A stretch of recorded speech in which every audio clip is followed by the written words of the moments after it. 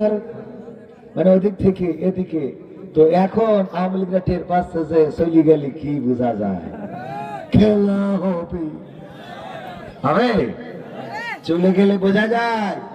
যে মানুষ চলে যায় তখন বুঝতে পারে তার মূল্যটা কত। আওয়ামী লীগ বোঝে নাই, আর শেখ হাসিনাও বোঝে নাই যাওয়ার আগে যে তার মূল্যটা কত। যদি বুঝতো তাহলে বাংলাদেশের জমিনে কোরআনের খাদেমদের অ্যারেস্ট করা নয়, বরং কোরআনকে কায়েম করে দিতে। বলেন ঠিক কিনা? আল্লাহ সময় দিয়েছিল, সেই সময়টা কাজে লাগাই নাই। এই মাহফিলটা এবার সংসার দিঘির আয়োজন প্রথমতম, কততম? আগামী বছর দ্বিতীয়তম হবে, তারপরে তৃতীয়, চতুর্থ, 30, 35, 40, 50, 100তম হবে না? হবে না? ধারাবাহিকতা ইনশাআল্লাহ আশা করা যায়। শুরু যারা করে দিল, 100 বছর পরে এই শুরুর চেয়ারের মানুষগুলো কেউ থাকবে না। থাকবে 20 বছর পরেও এখানকার অনেকেই আমরা থাকবো না। এই জায়গায় ঠিকই এই বাগান বসবে, এই মাজমা বসবে, এত সুন্দর করে সাজানো গোছানো পরিপাটি, লাইট জ্বলবে, মাইক চলবে, কিন্তু কবির বিন সামাদের দেখা যাবে না।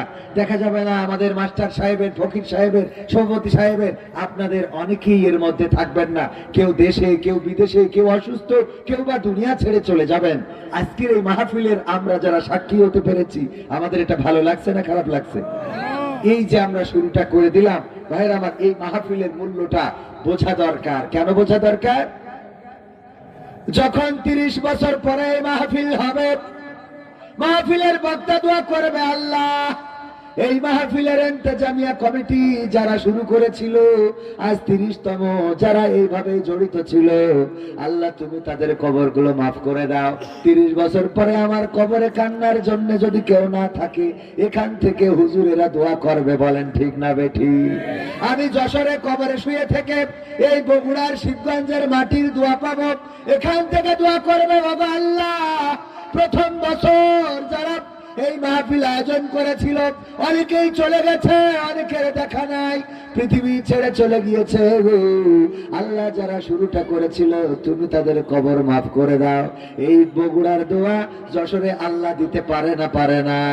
আল্লাহ যশোরে কবরে থাকলেও সেখানে সওয়াব পৌঁছে দিবেন। ওগো আমার ভাইয়েরা, সুতরাং আজকে যারা আমরা এখানে এসেছি, আপনারা যারা এসেছেন আজকের প্রথমতম মাহফিলের সাক্ষী, এটা বাড়তেই থাকবে ধারাবাহিকতা। আমরা ইতিহাস করে গেলাম, প্রথম মাহফিলের সাক্ষী হয়ে গেলাম। বলেন সুবহানাল্লাহ। এটা আল্লাহ শুকরিয়া আদায় করার দরকার আছে না? বলেন আলহামদুলিল্লাহ। সংসার দিকে উত্তরপাড়া জামে মসজিদের উদ্যোগে আয়োজিত প্রথম ইসলামী জালসার শ্রোতাভাজন সভাপতি আলহাজ মাস্টার মোহাম্মদ আব্দুর রাজ্জাক সাহেব, সহসভাপতি আছেন মোহাম্মদ আব্দুল মান্নান ফকির সাহেব, এছাড়া আরো রয়েছেন মোহাম্মদ হারুনুর রশিদ ভান্ডারী। প্রধান অতিথি হিসেবে এসেছিলেন মোহাম্মদ জুলফিকার হাসান শাওন, সাধারণ সম্পাদক বিহার ইউনিয়ন বিএনপি ও ইউপি চেয়ারম্যান পদপ্রার্থী। বরেণ্য অতিথি অনেকেই আছেন, ফারুক আহমেদ, মুজফর ফকির, শরীফুল ইসলাম শরীফ, রুস্তম আলী সহ অনেকেই আলোচনা করেছেন। আমার প্রিয় ভাই বন্ধুবর, বিশিষ্ট আলেমে দ্বীন, আন্তর্জাতিক খ্যাতি সম্পন্ন মুফাসসিরে কোরআন আলহাজ মুফতি আব্দুল কাদির সালেহী সাহেব, যার আলোচনা আমাদেরকে মুগ্ধ করেছে। এবং আপনার গ্রামের সন্তান, আপনার এলাকার জামাই, যাই হোক না কেন, উনি গোটা বাংলাদেশের সম্পদ। আল্লাহ রাব্বুল আলামিন মুহতারামকে হায়াতে তাইয়্যিবা নসিব করে দিন। বলেন আমিন। এছাড়া আলোচনা করেছেন মোহাম্মদ আবু নাসির সিদ্দিকী। অতিথি হিসেবে আরো অনেকেই আছেন। আজকে আমার আনার পিছনে ভূমিকা রেখেছেন। আমি বলেছি 100-তে 100 মানুষ পাওয়া খুবই কষ্ট, কিন্তু শিহাব ভাইয়ের মধ্যে আমি সেই গুণটা পেয়েছি, কথা এবং কাজের সাথে মিল রাখা। এটা খুব কম লোকই রাখেন। উনি আবার আমাকে নিয়ে দুশ্চিন্তা করছিলেন। আমি বললাম আমিও আপনার মতো কথা যদি দিই যথাসময় উপস্থিত থাকবো ইনশাআল্লাহ। মারা যায় যদি, তাইলে তো আর কিছু করার নেই। যদি বেঁচে থাকি, পা ভেঙে গেছে, ক্রাস ভর দিয়ে মাহফিলে উঠার নজিরও আছে। অনলাইনে দেখবেন যে ক্রাস ভর দিয়ে উঠেছে। কারণ আমাদেরকে কেন্দ্র করে এই আয়োজন যদি আমরা মিস করি তাহলে ক্ষতিগ্রস্ত হবে মাহফিল। ঠিক না? শুধু মাহফিল ক্ষতিগ্রস্ত হবে না, এই মানুষগুলোকে প্রতারক ভাববে যে তারা হয়তো দাওয়াত না দিয়েই প্রচার করেছে। ঠিক না? তো এই জন্য আমাদের অবশ্যই মাথায় রাখা দরকার ভাইয়েরা আমার। এছাড়া উপস্থিত আছেন ডানে বামে আরো অনেকেই, যাদের জুতা জোড়া সোজা করে দিতে পারলে নিজেকে ধন্য মনে করতাম। আমার সামনে উপবিষ্ট দিনদারি বান্দার মুসলমান ভাই বাবাজিরা, যারা আমার থেকে অনেক গুণে উত্তম। তার মধ্যে অন্যতম একটা গুণ হলো যে আজকের এই মাহফিলে আপনারা এসেছেন কাউকে কোনো টাকা দেওয়া হয় নাই, ঠিক কিনা? আমি এসেছি টাকা নিয়ে, আপনারা এখানে এসেছেন, কাউকে খাইতে দেওয়া হয় নাই, ঠিক কিনা? আমি এসে আগে খেয়ে নিয়েছি। সুতরাং আমার থেকে আপনারা উত্তম, বলেন আলহামদুলিল্লাহ। মাইকের আওয়াজ যারা শুনছেন, পর্দার অন্তরালে যারা রয়েছেন, সবাইকে অন্তরান্তরস্থল থেকে সালাম জানাচ্ছি, আসসালামু আলাইকুম ওয়া রাহমাতুল্লাহি ওয়া বারাকাতুহু। আমরা আল্লাহর শুকরিয়া আদায় করছি যে মহান রব দয়া করে মায়া করে আমাদেরকে মানুষ হিসাবে সৃষ্টি করেছেন এবং এই বগুড়ার ভূখণ্ডে এমন একটি সুন্দর সুজলা শ্যামলা সুফলা এই ভূমিতে আল্লাহ রাব্বুল আলামিন জন্মগ্রহণ করিয়েছেন। সেই মহান রবের শুকরিয়া আদায় করে বলছি আলহামদুলিল্লাহ। আল্লাহর শুকরিয়া আদায় করতে যে কার্পণ্য করা যাবে? আল্লাহ রাব্বুল আলামিন, আমার এখানে কয়েকটা যুবক একটু বেশি কথা বলতেছে, এই যে বেশি কথা বলতেছে, এই জবানটাও দিয়েছেন কে? এই জবানটা দিয়েছেন কে? আল্লাহ যদি জবানটা না দিতেন তাহলে ওই যুবকটার অবস্থা হতো যারে ভালোবাসে একটা মেয়ে দেখার পরে খুব ভালো লাগে, কিন্তু তারেও যে বলতে হতো ওই তো পাখি, তারে বলতেই পারতো না যে আমি তোরে ভালোবাসি, ঠিক না বে ঠিক? সুতরাং বেশি কথা বলো, বাজে কথা বলো, খারাপ কথা বলো, ভালো কথা বলো, প্রশংসা আদায় করতে হবে কার? কারণ আল্লাহ যদি জবানটা না দিতেন আই লাভ ইউ এটা বলারও কোনো সুযোগ হইতো? গোলাপ ফুল নিয়ে যায় যদি কোনো ভালো, আপনার চেহারা খুব সুন্দর খুব সুদর্শন, নিয়ে যায় আপা আপা, কি বলবে?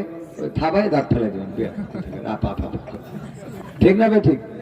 তোর সুন্দর চেহারা ওয়াকিজ হয়ে যেত শুধু জবানটা না থাকার কারণে, কথা কয় না।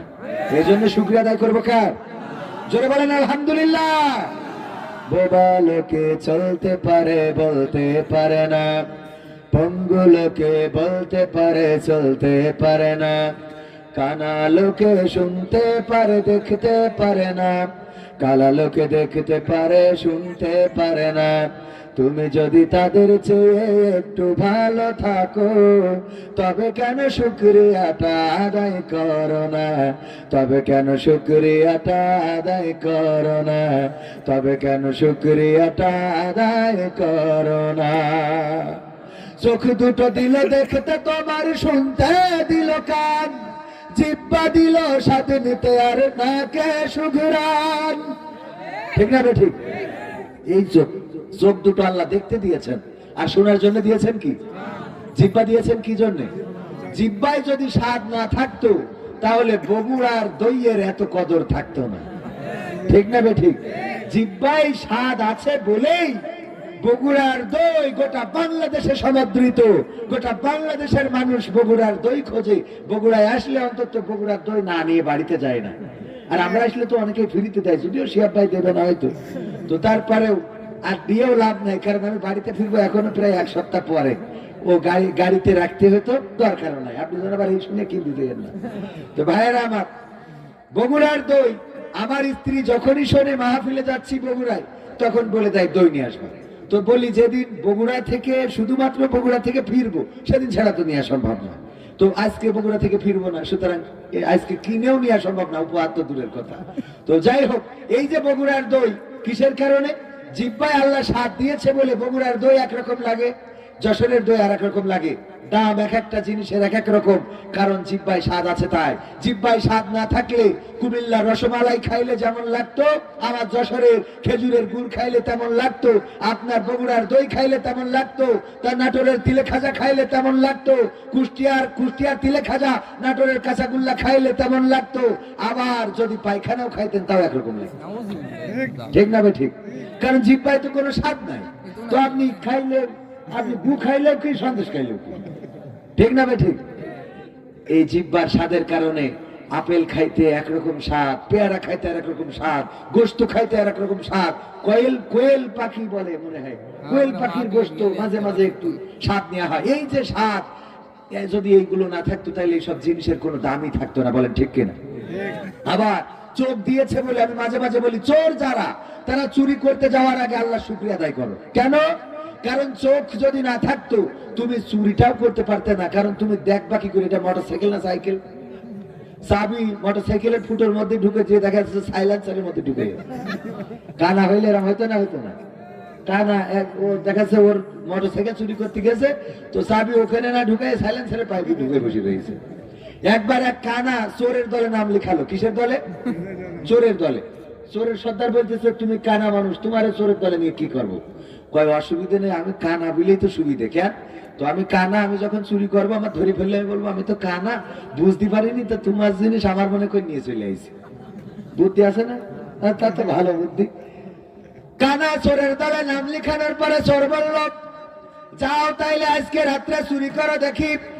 এক একজনের এক এক দায়িত্ব দিল, তুমি দোকান ভেঙে মুদিখানার মাল চুরি করবা, তুমি স্বর্ণকারে যাবা, তুমি স্বর্ণকারের মালামাল লুট করবা। কানার বলল, কানা তেমন কিছু করা লাগবে না, একটু ছাগলের কাস্টমার আছে, যদি পারো গোয়াল ঘর থেকে ছাগল একটা দেখো চুরি করে আনতে পারো কিনা।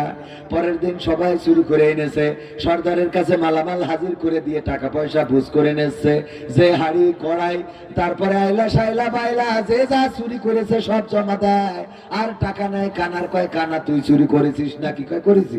কয় তোরে যে বলেছিলাম ছাগল চুরি করতে, করেছিস? কয় করেছি। কই? ওই যে খুঁটিতে বেঁধে রাখিছি, খুঁটিতে তাকায় দেখে কি ছাগল, ও কুত্তা দড়ি দিয়ে বেঁধে রেখেছে। কি বেঁধে রেখেছে? গোয়াল ঘরে কুত্তা শুয়েছিল, ওইটার গলায় দড়ি পরে এনে টেনে দিয়ে। কারণ কারা বুঝতে পারে না যে এটা ছাগল না কুত্তা। বোঝেননি? রাত্রি হতো সে চুরি করতে যেত। তো এই জন্যে চুরি করতে গেলেও শুকরিয়া আদায় করতে হবে কার? আল্লাহর। কারণ কি? কারণ আল্লাহ দেখার শক্তি দিয়েছে, তাই তুমি চুরি করতে পারো। এর অর্থ এই না যে আপনারা শুকরিয়া আদায় করে চুরি করতে যাবেন।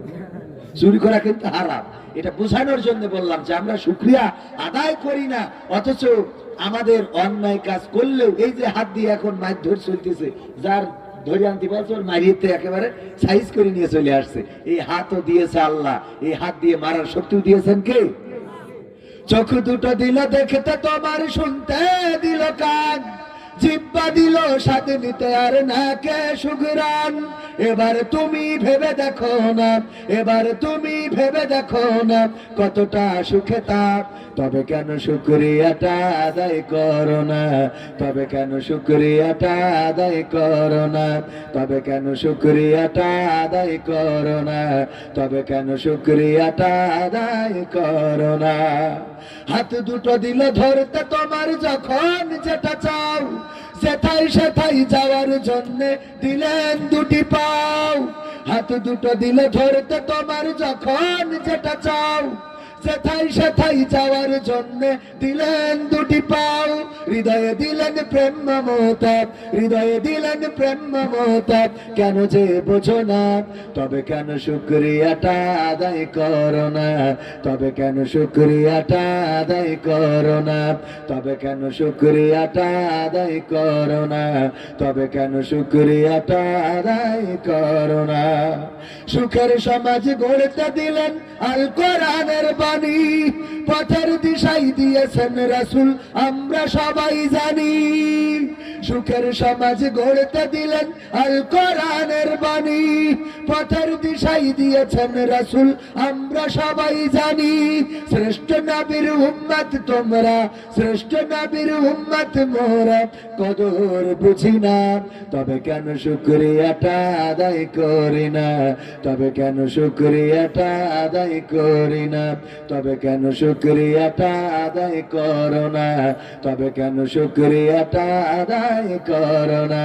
বোবা লোকে চলতে পারে বলতে পারে না, পঙ্গু লোকে বলতে পারে চলতে পারে না, কানা লোকে শুনতে পারে দেখতে পারে না, কালা লোকে দেখতে পারে শুনতে পারে না।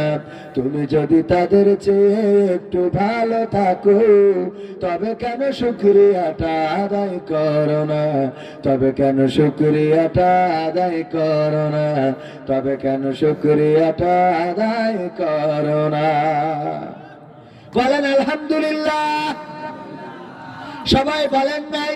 সবাই বললে আরো জোর হতো, না বললেও অসুবিধা নাই, সেটা আপনার একান্ত ব্যক্তিগত ব্যাপার। ইসলামে কোনো জোর জবরদস্তি নাই। আপনি মানলে মানবেন, না মানলে নাই, শুনলে শুনবেন, না শুনলে নাই। যা বলার আমরা বলবো, যা আমাদের উপদেশ আদেশ আছে সেগুলো করব। এরপরে যদি না মানে ধরার জন্য আছেন কি? ধরার জন্য আছে কোন দিন? বিচারের দিন আছে না নাই?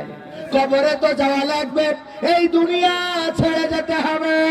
কুল্লু নাফসিন যায়িকাতুল মাউত, প্রত্যেক প্রাণীকে মৃত্যুর স্বাদ গ্রহণ করা লাগবে। যে কোনো মুহূর্তে মালাকুল মাউত আসবে, জানটা নিয়ে উড়াল দেবে, আপন জনেরা কান্নাকাটি করবে।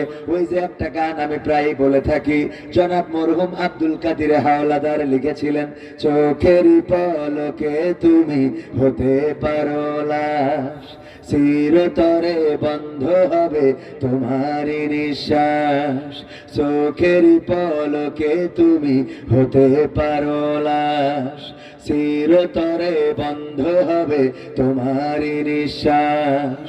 হবে আলাম তোমারই নাম মসজিদের মাইকে, হবে আলাম তোমারই নাম মসজিদের মাইকে, বাড়িওয়ালা নাই রে বাড়ি নাই রে দুনিয়াতে, বাড়িওয়ালা নাই রে বাড়ি নাই রে দুনিয়াতে, বাড়িওয়ালা নাই রে বাড়ি নাই রে দুনিয়াতে, বাড়িওয়ালা নাই রে বাড়ি নাই রে দুনিয়াতে। এই গানটা যিনি লিখেছেন মরহুম আব্দুল কাদের হাওলাদার, আজ থেকে 1 মাস আগেও তিনি দুনিয়ার পরে ছিলেন, আর আজকে 1 মাস হতে গেল তিনিও চলে গেছেন। যিনি সাবধান করেছিলেন, ওগো মানুষ, ওগো মানুষেরা শোনো, ওগো মানুষেরা শোনো, শোনো, চোখের পলকে তুমি লাশ হয়ে যেতে পারো। তোমার খবর মসজিদে এলাম হবে, তোমার জানাজার জন্য খাটিয়া, তোমার জানাজা দাফন কাফনের জন্য খাটিয়া নিয়ে আসা হবে, তোমার কাফনের কাপড় আসবে, তোমার জন্য বড়ই পাতার গরম জল, গরম পানি করা হবে, গোসল করানো হবে, কাফন পরানো হবে, জানাজা পড়ানো হবে, তোমাকে কবরে রাখা হবে। যেই মানুষটা গানে গানে সুন্দর করে বলেছেন, সেই মানুষ আজ কবরের দেশের বাসিন্দা। ওগো আমার ভাইয়েরা, এই দুনিয়া ছেড়ে চলে যেতে হবে। কিসের লড়াই, কিসের বড়াই, কিসের অহংকার? আল্লাহ বললেন, আল্লাযী খালাকাল মাউতা ওয়াল হায়াতা লিয়াবলুয়াকুম আইয়ুকুম আহসানু আমালা ওয়া হুয়াল আজিজুল গফুর। আল্লাহ বললেন, ওগো মানুষ শোনো, আমি তোমাদের জন্য মৃত্যু সৃষ্টি করেছি এবং সৃষ্টি করেছি জীবন, আর তার মাঝখানে আমি তোমাদের একটা সময় দিয়ে দিলাম। আমি দেখতে চাই এই সময়ে, আমি পরীক্ষা নিতে চাই এই সময়ে কারা নেক আমলে অগ্রসর, কারা ভালো কাজে অগ্রসর, কারা প্রতিযোগিতায় ভালো কাজের দিকে এগিয়ে যাবে, আমি সেটা দেখতে চাই। আর আমি তো মহাপরাক্রমশালী, ক্ষমাশীল আল্লাহ রাব্বুল আলামিন, ক্ষমা করবেন, গফুর গফফার। তিনি তো ক্ষমা করতেই চান, কিন্তু ক্ষমা চাওয়ার জন্য ক্ষমা চাওয়ার জায়গায় আসার দরকার আছে না নাই? সিনেমা দেখবেন আর বলবেন আল্লাহ ক্ষমা করে দাও, হবে? বরং তওবা করে মসজিদে ঢোকার দরকার আছে না নাই? সারাটা জীবন অন্যায় করলাম, জীবনে এত অন্যায়, আরে যদি একটু চিন্তা করেন, আমি আমার কথাও যদি বলি, জীবনে এমন অনেক গুনাহ আছে, যেই গুনার খবর যদি মা জানতো, ভাত রান্না করে খাওয়াতো না, বলতো কুলাঙ্গার সন্তান আমার, এমন সন্তান তো পেটে ধরি নাই, বের হয়ে যাও বাড়ি থেকে, তোমারে খাওয়াবো না। যদি বাবা জেনে ফেলতো, এমন অনেক গুনাহ আছে, বাবার কাছে প্রকাশ হয়ে গেলে বাবা বলতো, তুই বাড়ি থেকে বের হ, তোর মতো কুলাঙ্গার সন্তানের আমি পরিচয় দেব না। যদি বন্ধুরা জানতো, বলতো, আহারে দোস্ত, তুমি এত খারাপ, তুমি এত নষ্ট, তুমি এত বড় গুনাহগার, তোমার সাথে বন্ধুত্ব রাখা যায় না। যদি স্ত্রী জানতো, তাইলে সংসার করতো না, এক খাটে এক বিছানায় ঘুমাতো না, বলতো তোমার মতো এমন স্বামী, আহারে আমি কারে ফেরেশতা ভেবেছিলাম, আমি কারে এত ভালো মানুষ মনে করেছিলাম, তুমি তো এত ভালো মানুষ নও। গোনার যদি গন্ধ থাকতো, সেই দুর্গন্ধের কারণে আমার ডানের লোক, আমার বামের লোক, আমার সামনে পিছনে আপনারা কেউ বসতেন না। এমন অনেক গুনাহ আছে, যদি আপনারা জেনে যেতেন, আমাকে মাইকে কথা বলতে দিতেন না। এমন গুনাহ শুধু আমার একার না, আপনাদেরও আছে না নাই? না থাকতে পারে, অনেকের আছে, আবার অনেকের নাও থাকতে পারে। একটু যদি চিন্তা করেন, জীবনে এমন গুনাহ যাদের আছে, ওগো আমার ভাইরা, একটা রাত আল্লাহর কাছে কাঁদাকাটি করেন, তাহাজ্জুদের নামাজে উঠে যান, তাহাজ্জুদের নামাজে উঠে নামাজ পড়ে সিজদায় যান, আর আল্লাহকে ডাকেন, আল্লাহ, ওগো আল্লাহ, তুমি ক্ষমা করার মালিক, তুমি ক্ষমা করো, তুমি মাফ করো, তুমি আমাদের গুনাহ থেকে বাঁচাও। পরকালে কি নিয়ে তোমার সামনে দাঁড়াবো? আল্লাহ কত গুনাহ তো গোপন রেখেছো রে। ওগো গফুর, ওগো গফফার, তুমি দয়া করে যে গুনাহগুলো গোপন রেখেছো ওইগুলো পরকালে আর প্রকাশ করে দিও না, পরকালে লজ্জায় ফেলে দিও না। যেদিন বলবা ইকরা কিতাবাকা কাফা বিনাফসিকা আল-ইয়াওমা আলাইকা হাসিবা, পড়ো তোমার কিতাব, তুমি নিজে পড়ে তোমার হিসাব করে দাও। আল্লাহ ওই কিতাবে গুনাহগুলো রেখো না।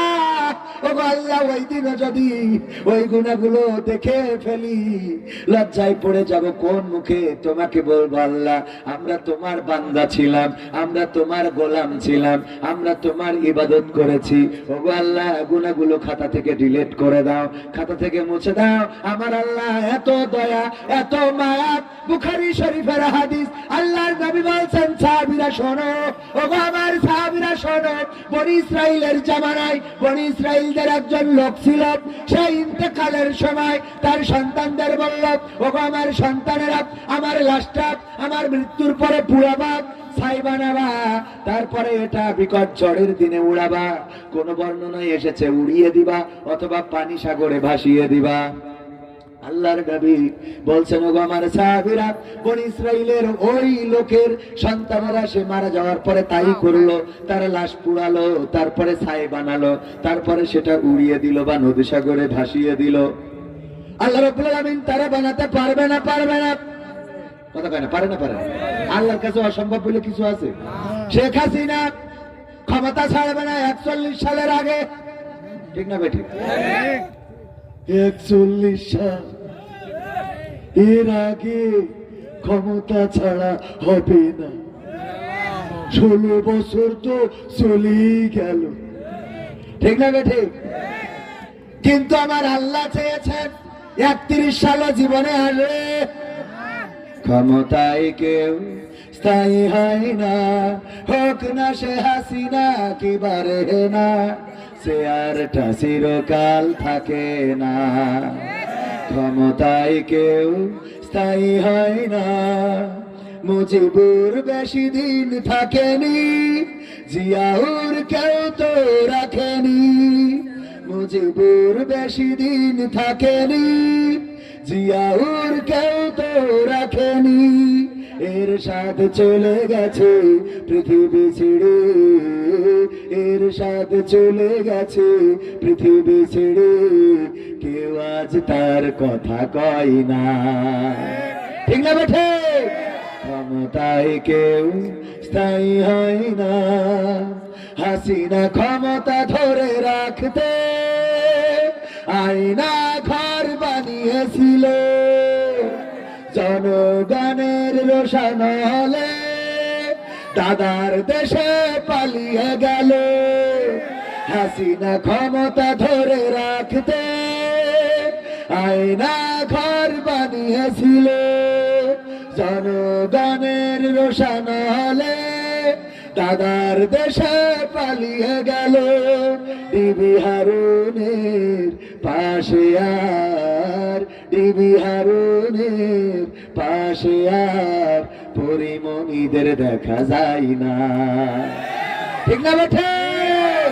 ক্ষমতায় কেউ স্থায়ী হয় না, হোক না সে হাসিনা কি বারে না, সে আরটা চিরকাল, কথা কয় না, থাকে।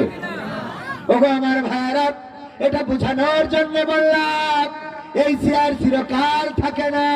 যারা বলেছিল, যে বলেছিল পদ্মা সেতু থেকে টুস করে ফেলে দিতে হবে, যাদেরকে ফেলে দিতে চেয়েছিল সেই ডক্টর ইউনূস এখন তার চেয়ারে, আর ওবায়দুল কাদের চেয়ারে কয়েকদিন আগে দেখলাম আমাদের নেত্রী খালেদা জিয়া বসে আছে, ঠিক না বেঠে? যাদেরকে পদ্মা থেকে টুস করে ফেলাবে, ফেলানো তো হলোই না, বরং ওই পদ্মা যে দেশে অবস্থিত সেই দেশেও থাকা হলো না, ঠিক না বেঠে? এই সিদ্ধান্ত নেওয়ার মালিক কে?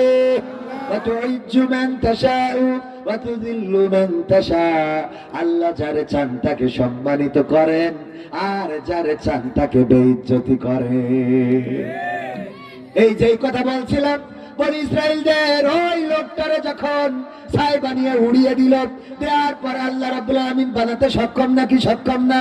সেই কথা বলতে যে এই তো আবার দেশের কথা বললাম।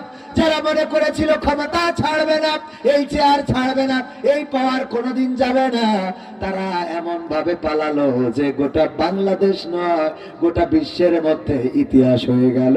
একটা সংসদের একজন এমপি মন্ত্রীও বাংলাদেশের 5 তারিখের পরে দেখা যায় নাই। বলেন ঠিক কিনা? দেখা গেছে, দেখা গেছে। কিন্তু কিভাবে? কেউ বর্ডারে পড়ে আছে, কলাপাতার পরে বিসি পর্যন্ত হারাই গেছে। ঠিক না ঠিক? বর্ডারে পড়ে আছে, কলাপাতার পরে মাথায় টুপি মুখি দাঁড়ি, শুনলাম মানুষ নাকি বিসি খুলিয়ে চলে গেছে। এই অবস্থায় পাওয়া গেছে না যায় না? কথা কয় না। কত বড় বড় আউলিয়া। আমার নেত্রী দেখেন সকাল বেলা উঠে আগে প্রথমেই যাই নামাজ খুঁজতো, তারপরে ফজরের নামাজ আদায় করত, তারপরে কোরআন শরীফ পড়ে দিনের শুরু করত। এত বড় আউলিয়া যে শামীম ওসমান বলল আমার নেত্রী ওলিয়া উলিয়ার পর্যায়ে পৌঁছে গেছে। ঠিক না ঠিক? সেই ওলিয়া উলিয়া পর্যন্ত হেলিকপ্টারে করে চলে গেল। শাহজালালের জায়নামাজ পাওয়া গেল না। এরপরে 2 নম্বর আউলিয়া জনাব হযরত শামীম ওসমান হাফিজাহুল্লাহ 80-90 রাকাত তাহাজ্জুদ না পড়িও শুতে যায়। কথা কয় না? ঠিক না ঠিক? প্রতি রাত 80-90 রাকাত তারা ওই যে কের নামাজ, তাহাজ্জুদের নামাজ আদায় করা। এই আল্লাহর ওলি নাকি বুরকা পরে চলে গেছে। তারপরে 3 নম্বর আউলিয়া হযরত দরবেশ বাবা হাফিজাহুল্লাহ সালমান এফ রহমান। ও তো ডাইরেক্ট দাড়িটাও ছুঁয়ে গেল, দাড়িও না। ঠিক না ঠিক? ভাই সম্পদ তো রেখেছে, দাড়িটা নিয়ে যা, দাড়িও কেটে ফেলবে, আছে ইয়েও রাখবো না। ঠিক না ঠিক? সে দাড়িও কেটে ফেললো। 4 নম্বর আউলিয়া হযরত ওবায়দুল কাদের রাহিমাহুল্লাহ। আজ 3 মাস পরে শুনছি সে নাকি বেঁচে আছে। এতদিন তো আমি রাহিমাহুল্লাহ বলছিলাম যে হয়তো আল্লাহ মনে হয় তুলে নিয়েছে। পরে দেখি না, বলছে এখনো আসি, পালাবো না, পালাবো না, প্রয়োজন হলে ফখরুলের বাসায় গিয়ে উঠবো।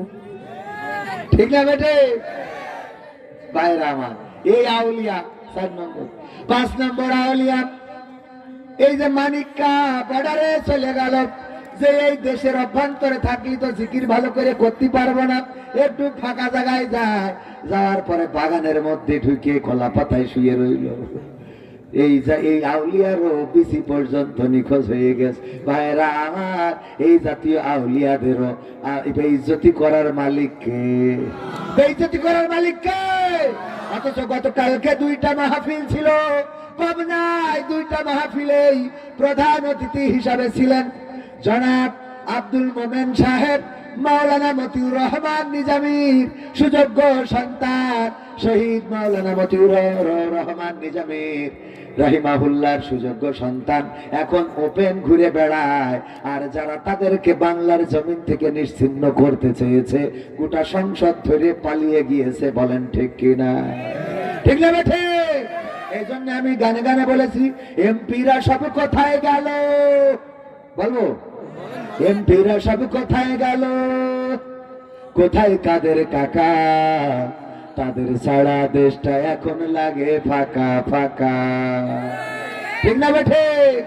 পালাবো না, পালাবে না, পালাবে না, যাই না তবু দেখা, পালাবে না, পালাবে না, যাই না তবু দেখা।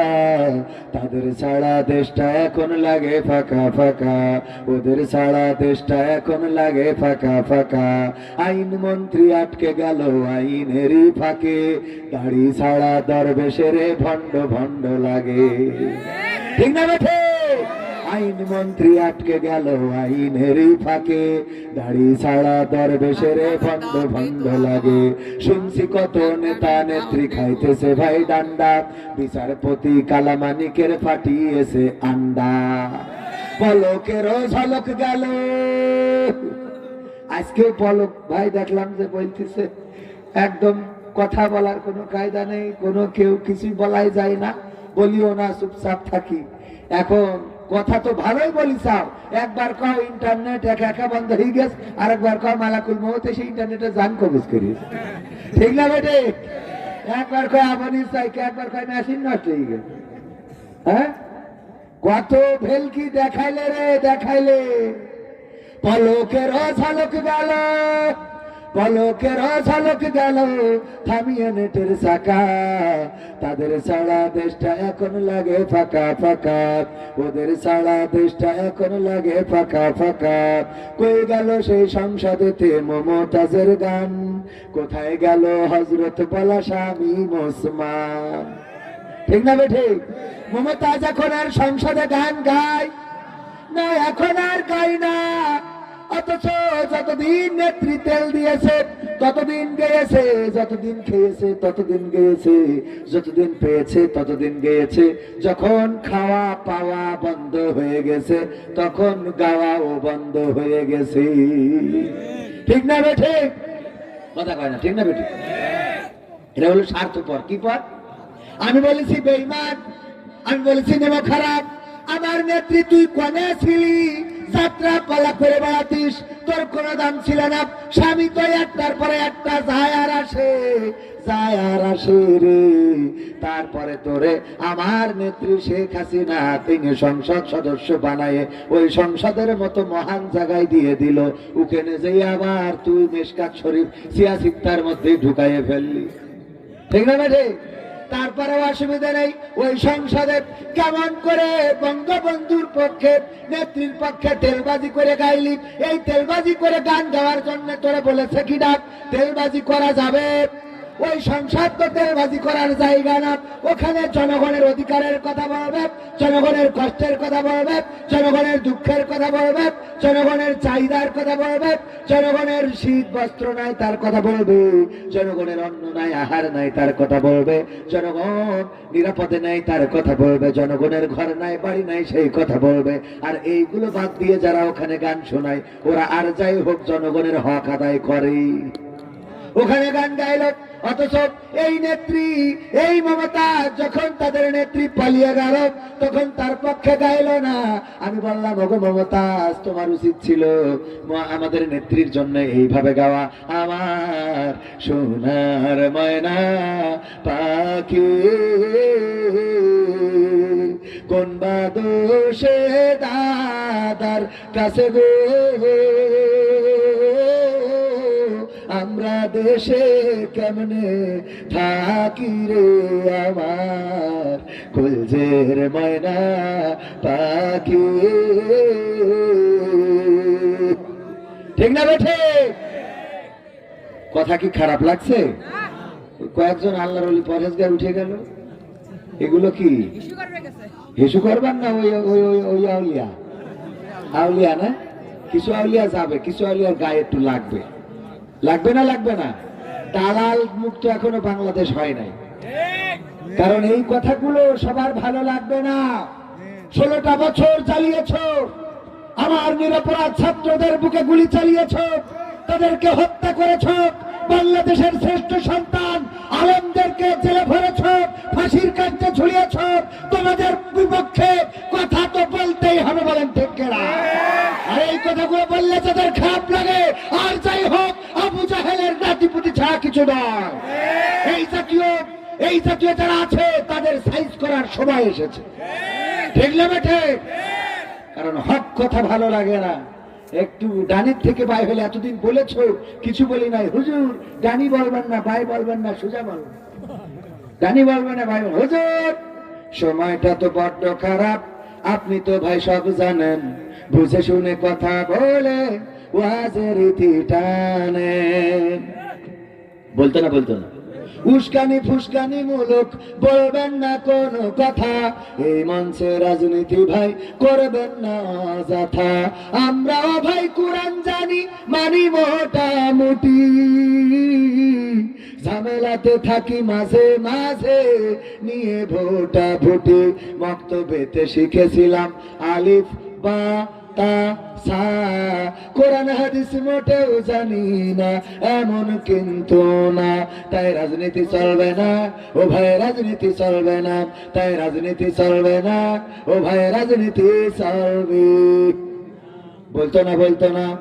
এরপর বলতো হুজুর শোনেন, মাহফিল এর আগেও গেছি, এর আগেও মাহফিল দিছি, মাহফিলে গেছি। আমি বললাম তাতে কি? বলছে সেখানে যাওয়ার পরে ওয়াজও শুনেছি। আমি বললাম তাতে কি? এবার বলে হুজুর শোনেন, অমুক হুজুর ওয়াজ করিল কত মধুর সুর, কবরেতে গেলে পাবো ৭০,০০০ হুর। এরা মজা আছে না নাই? অমুক হুজুর ওয়াজ করে কত মধুর সুর, কবরেতে গেলে পাবো ৭০,০০০ হুর। অনেক দোয়া আছে পড়লে কোটিতে সওয়াব, সারা জীবন পাপ করিলেও পেয়ে যাব মাপ। বাপ দাদারে নাজাত দিতে করেছি ৪০, আমার বেলায় ৪টা গরু গোয়াল ঘরে পোষা। আমিও ভাই কিছুটা জানি, মানি না তা না, ছোটবেলায় শিখেছিলাম আলিফ বা তা সা, তাই রাজনীতি চলবে না ও ভাই, রাজনীতি চলবে না, তাই রাজনীতি চলবে না ও হুজুর, রাজনীতি চলবে। এবার বলতো হুজুর শোনেন, আপনি মনে করছেন আমি মানি না? না মানি। আমি বললাম কি মানেন? হুজুর মিলাদ করি, কি আমি করি, যাই বাবার মাজারে, হয়তো একটু বিড়ি টানি শিবগঞ্জের বাজারে। আছে না নাই? মিলাদ করি, কি আমি করি, যাই বাবার মাজারে, হয়তো একটু বিড়ি টানি শিবগঞ্জের বাজারে। ফজর নামাজ হয় না পড়া, থাকি তখন নিদে, আল্লাহর কসম হয় না কাজা নামাজটা ২ ঈদে। হ্যাঁ, ২ ঈদে আল্লাহর কিরে করে নামাজ কাজা হয়। আমার জানা যায় যে জানাজার নামাজে দাঁড়ায় এমনি তো ডাইন হাত উপরে বাঁধতে হয়, বোঝে না, বাম হাত তো উপরে বাঁধে, বাঁধতে তো এবার যে ইমাম সাহেব দ্বিতীয় তাকবীর দেয়, ওর রুকুতে যেই দেখ আমি একা, ঠিক না বে ঠিক? ও মনে করে পরে এসে কয় নামাজও কি এখন ডিজিটাল হয়ে গেল নাকি, যে রুকু সিজদা ছাড়াই হুজুর দেখলাম সালাম ফিরাইলো। জানেই না যে জানা যায় রুকু সিজদা লাগে না, কথা কয় না। একজন বলতে চাইছে কদিন, হুজুর আজকে আমার ঈদের নামাজটা মাটি করতেছ কেন? তোমার হুজুর বারবার রুকু সিজদা দিচ্ছে, আমি দেখি কেউ না, আমি একাই যাচ্ছি। ৫-৭বার দিয়ে আইলো ৬ তাকবীরের সেই হানাফি মাযহাব, আর যদি আহলে হাদিস হয় তাহলে ১২ তাকবীর। তো এই ১২ তাকবীর ১২ বার রুকুতে বসে থাকে। আছে না নাই? মনে করে এইবার মানে উঠিয়ে দেখে না, এইবার না, তো ওঠে আবার ইমাম সাহেব বলে আল্লাহু আকবার, ও মনে করে তাহলে এইবার মনে হয় আবার যায়, ঠিক না বে ঠিক? আছে না নাই? হুজুর মিলাদ করি, কি আমি করি, যাই বাবার মাজারে, হয়তো একটু বিড়ি টানি শিবগঞ্জের বাজারে। ফজর নামাজ হয় না পড়া, থাকি তখন নিদে, আল্লাহর কসম হয় না কাজা নামাজটা ২ ঈদে। নিয়মিত চেষ্টা করি পড়তে জুম্মা নামাজ, সেদিন শুধু হয় না পড়া, যেদিন থাকে কাজ। ৩টা জুম্মা করলে কাজা মুসলিম থাকে না, এই হাদিসটা ভালো করে আমার আছে জানা, তাই রাজনীতি চলবে না ও হুজুর, রাজনীতি চলবে না ও ভাই, রাজনীতি চলবে না, এখানে রাজনীতি চলবে না। এবার বলে হুজুর শোনেন, এই যে কোরআন শরীফ সব পড়েছি, সকালবেলা আমার নেত্রী পড়ি, তারপর দিন শুরু করে, আমরাও পড়ি, কিন্তু হুজুর জিহাদ মিহাদ কোথায় আছে দেখিনি কোনখানে, দরগা পীরের মাজার আমার অনেক বেশি টান গো বাবা, অনেক বেশি টান। আছে না নাই? এখন আবার নতুন জিকির, ঠিক না ঠিক? কি জিকির আল্লাহ,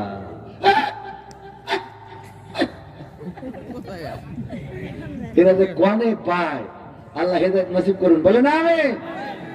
এই জিহাদ কোরআনে আছে না নাই? ও পাই নাই, কারণ দেখে, কারণ দেখে, হ্যাঁ বাবারে বোঝে না, বোঝে না, খালি মানসিতা বলে, ও তাই বলে। ওই যে ওর নেতারা বলছে যে রাজনীতি করা যাবে না, রাজনীতি চলবে না। এই যে রাজনীতি চলবে না ওরাও বলে, হুজুর কোরআন বলেন, অসুবিধা নেই, কোরআন বলেন, কিন্তু রাজনীতি বলি না। কারণ কি? কারণ ও জানে না। যদি বলা হয় যে কোরআনে রাজনীতি নেই, কোরআনে দেখাই দেন, আমরা পড়তে পারি, তো পড়তে পারি না, তা বলিস কি? মানে ওদের অবস্থা হলো, আমার সভাপতি সাহেব আব্দুর রাজ্জাক সাহেব মাস্টার, তো উনি বাজার একটা শিবগঞ্জে দোকান আছে, ওই দোকানে মালামাল বিক্রি করে, লোকের অনেক ভিড় হয়ে যায়। তো লোকের ভিড় হয়ে যায় বলে একটা কর্মচারী রাখতে গেলে মাসে একটা বেতন দিতে হবে, তো বেতন না দিয়ে বুদ্ধি করেছে, একটা ময়না পাখি কিনেছে। কি পাখি? ময়না পাখি। ওরে বাড়ি রেখে শিখাইছে, লাইন দাও, এক এক করে আসো, লাইন দাও, একজন একজন করে আসো। এটা ময়না পাখিরে শিখাইলে শিখবে না? শিখবে না। আপনি যে কথা শিখাবেন তাই শিখবে। ও শিখেছে লাইন দাও, এক এক করে আসো, লাইন দাও, এক এক করে আসো। তো তখন পাখি খাঁচায় টানানো, যখন লোকের ভিড় হয়ে যায়, ওই পাখি বলে লাইন দাও, এক এক করে আসো। তো মানসি বলে দেখো, পাখিতে বলছে লাইন দাও, এক এক করে আসো, আর তোমরা এইভাবে ঝামেলা করছো, সবাই লাইন দাও, সারিবদ্ধ হয়ে দাঁড়াও। তো সবাই সারিবদ্ধ হয়ে দাঁড়ায়, একটা একটা করে মাল কেনে। ঈদের সময় উনি সেমাই বিক্রি করেছে। ওই সেমাই ছিল গত বছরের সেমাই, ওই ডেট এক্সপায়ার হয়ে গেছে। সেটা খাওয়ার পরে মানুষের পেট খারাপ হবে না? হবে না? পেট খারাপ হয়েছে। পরে সবাই রাগ করে ঈদের পরের দিন গেছে মাস্টার সাহেবের ধরি মারার জন্য। তো একজন দুইজন করে অনেক লোক হয়ে গেছে, গণধুলাই শুরু হয়ে গেছে। পাখি বলতেছে লাইন দাও, এক এক করে আইসো, লাইন দাও, এক এক করে আইসো। লাইন দিয়ে যদি এক এক করে আসে, আর যদি সবাই ইচ্ছা মতো পিটায়, তাহলে একবার শিবগঞ্জের কাফনের কাপড় মসজিদে খাটিয়া সাথে করে নিয়ে বাড়ি আসা লাগবে না? কথা কয় না? ভিড়ের মধ্যে তো তাও অনেক লোক, কেউ মারবে, কেউ ঠেকাবে, তাই না? আর লাইন দিয়ে যদি এক এক করে আসে, তো ঠেকাইনার কেউ নেই। তাহলে ময়না যে কি বলছে ওর মালিকের ব্যাপারে, ও কি বুঝতে পারছে? কথা কয় না? ময়না কি বুঝতে পারছে? ময়না তো বোঝে নাই। ও তো শিখাইছে লাইন দেওয়া এক করে আসো, ও তো এটা জানে না যে কি বলছি। ও মনে করছে আমার যা কাজ, লোকের ভিড়ে গিয়ে বললে তুই লাইন দেওয়া এক করে আসো। এরা হইলো সেই শিখা ময়না। ওরা জানে না কোরআনে আছে, ওই নেতা বলে দিয়েছে যে হুজুর আজ করে করুক, যেন রাজনীতি না করে, এটা বলে দিয়ে নেই। প্রতিনিধি আসে এসে বলে, হুজুর আমাদের নেতা বলিয়েছে যে আপনি ওয়াজ করেন, অসুবিধা নেই, কোরআন থেকেই বলেন, কিন্তু রাজনীতি চলবে না। বোঝা গেছে কথাটা? কথা কয় না। আমি কি বুঝতে পারিছি? আরো ভালো করে যদি বুঝাই, আপনার এলাকার সন্তান আব্দুল্লাহ আল আমিন ভাই মাওলানা, চেনেন কিনা? দ্বিতীয় সাইদি হিসাবে অনেকেই চিনে থাকেন। হাফিজাহুল্লাহ অত্যন্ত চমৎকার আলোচনা করেন। আমাদের উস্তাদ মাওলানা আব্দুল্লাহ আল আমিন ভাই খুব সুন্দর একটা উদাহরণ দিয়েছিল। বলছে একজন, ওই দুইজন এক মসজিদে মুসাল্লি ছিল একটু ওই কানা, আর ইমাম ছিল একটু খুড়া। খুড়া আপনারা কি বলেন? খুড়া। এই খুড়া আর কানা দুইজনে তর্ক বাঁধাইছে, বলতেছে যে এইবার ক্রিকেট খেলায় ইন্ডিয়া খুব ভালো খেলতেছে, এবার IPL এ কলকাতা জিতে যাবে। ও বলছে না, কলকাতা না, এবার দিল্লি ভালো খেলবে। এই দুইজনে তর্ক বিতর্ক। ইমাম কি?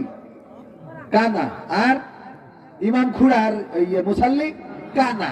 দুইজনে তর্ক করতে করতে হঠাৎ আজান হয়ে গেছে। বলছে ক্রিকেট খেলা রাখো, চলো নামাজে যাই। নামাজে যাই, ইমাম সাহেব নামাজের মধ্যে তেলাওয়াত করতেছে, ওয়া কানা মিনাল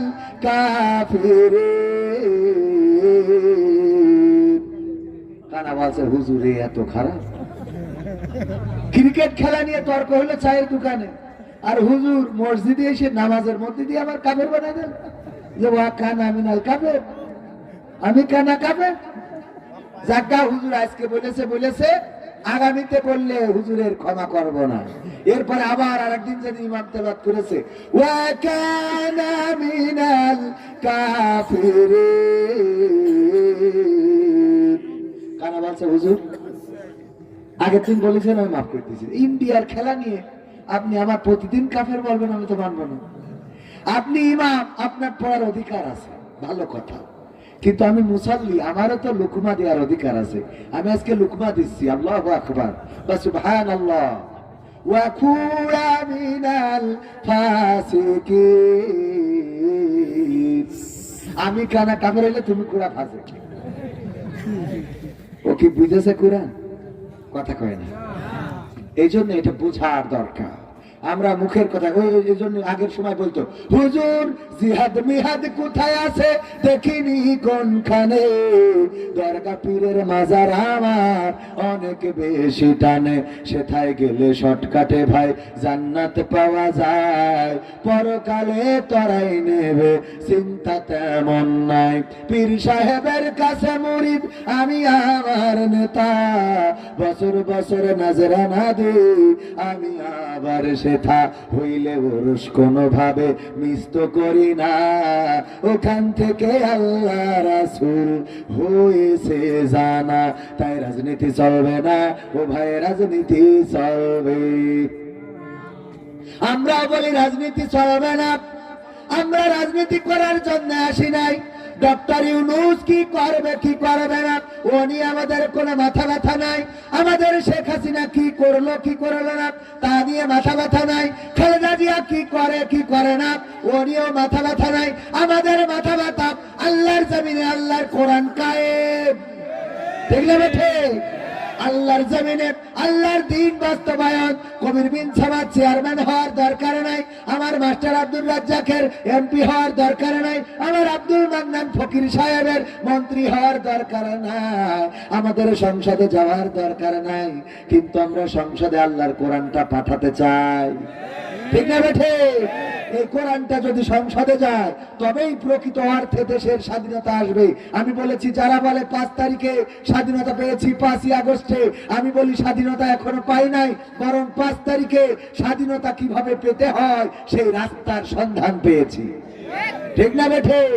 স্বাধীনতা পাবার রাস্তা খুঁজে পেয়েছি, এখনো স্বাধীনতা আসে নাই।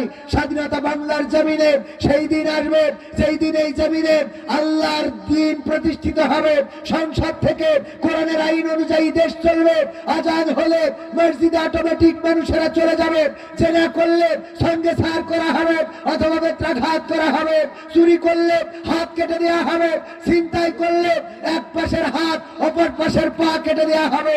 এইভাবে যেদিন সংসদ থেকে আইন পাশ হতে থাকবে, হত্যার বদলে হত্যা, এই আইনগুলো যখন বাংলার জমিনে কায়েম হয়ে যাবে তখনই প্রকৃত অর্থে স্বাধীনতা আসবে, বলেন ঠিক কিনা? এর আগ পর্যন্ত স্বাধীনতা আসবে না, কারণ মানব রচিত মতবাদ দিয়ে এই পৃথিবীতে স্বাধীনতা আসতে পারে। মোটরসাইকেল যে তৈরি করেছে সে মোটরসাইকেলের জ্বালানি হিসেবে দিয়েছে পেট্রোল। কি পেট্রোলের জায়গায় কেউ যদি পানি ভরে, এই মোটরসাইকেল যদি পীর সাহেব, আটরশি, ফুরফুরা, চরমনাই, জামাতের আমির, শফিকুর রহমান, ওবায়দুল কাদের এদের কাছ থেকে যদি দোয়া করে নিয়ে আসে কাজ হবে? কারণ কি?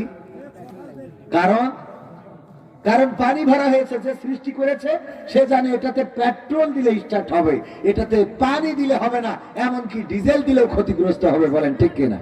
ঠিক না রে? ঠিক।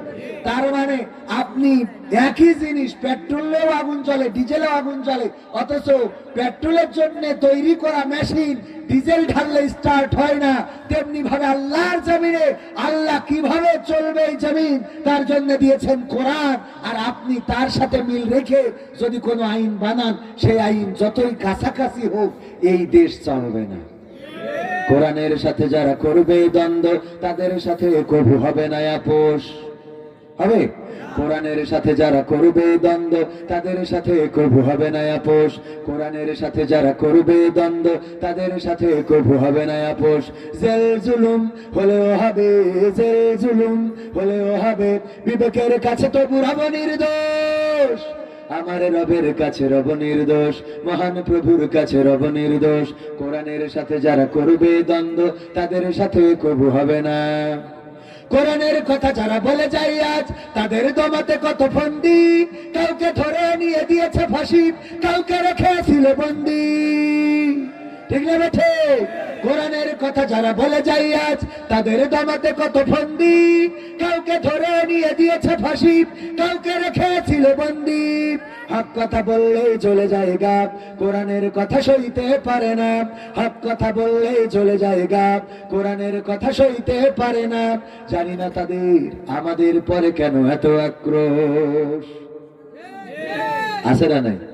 আমাদের পরে যদি আক্রোশ না থাকতো, কোরআনের পাখি আল্লামা দেওয়ার হুসাইন সাইদি কারো জমি ফাঁকি দিয়ে নিয়েছে নাকি? কারো ক্ষেতের ধান কেটে নিয়েছে, কারো গাছ মেরে নিয়েছে, কারো গরু ধরে নিয়ে গিয়েছে? না, নেই নাই। বরং 50টি বছর বাংলাদেশ শুধু নয়, গোটা বিশ্বের 50টিরও বেশি দেশে কোরআনের সুললিত বাণীগুলো, কোরআনের বাণীগুলো সুললিত কণ্ঠে সুন্দর করে শোনালেন। সারাটা দেশে শুধু নয়, গোটা বিশ্বের পৃথিবীর অর্ধ শত দেশের মধ্যে যেই কোরআনের বয়ান করে বেড়ালেন, যার বয়ান শুনে অনেক মানুষ পথের দিশা পেয়েছে তো পেয়েছে, আবার অন্য ধর্মের লোকও মুসলমান হয়েছে, না হয় নাই? যার ওয়াজ শুনে কালিমা পড়ে শত শত অমুসলিম ইসলাম কবুল করেছে, ওগো আমার ভাইরা, সেই মানুষকে, সেই সোনার মানুষটাকে 13টা বছর কারাগারে ভরে রাখা হলো। কারাগার থেকে মুক্তি তো দেয়াই হলো না, কারাগার থেকে তো ছাড়াই হলো না, বরং 13টা বসন্ত পার করার পরে একেবারে শেষ পর্যায়ে, জীবনের শেষের দিকে যখন চলে এসেছে, ওই জালিমেরা চিন্তা করেছে যদি কিছু হয়ে যায় এই সাইদিকে তো আর রাখা যাবে না, সুতরাং কি করা যায়? হাসপাতালে নিয়ে গিয়েছে নিজেরা রোগী বানায়া। রোগ তো হয় নাই, রোগ হইলে হাসপাতালে যাওয়ার আগে স্ট্রোকের রোগী কি এমন ভাবে হাসতে পারে? কথা কেন এভাবে হাসতে পারে? স্ট্রোকের রোগী তো যখন স্ট্রোক করে যদি কিছু চাষা কি হ্যাঁ ভাই, হ্যাঁ হ্যাঁ হ্যাঁ হ্যাঁ, ঠিক না? ঠিক। এই পাশে কাজ হচ্ছে না, আগের দিন বলে খেলা হবে, হঠাৎ যদি এক সাইড আল্লাহ অফ করে দেয়, হ্যাঁ হ্যাঁ হ্যাঁ, ঠিক না? ঠিক। আর খেলা হবে না,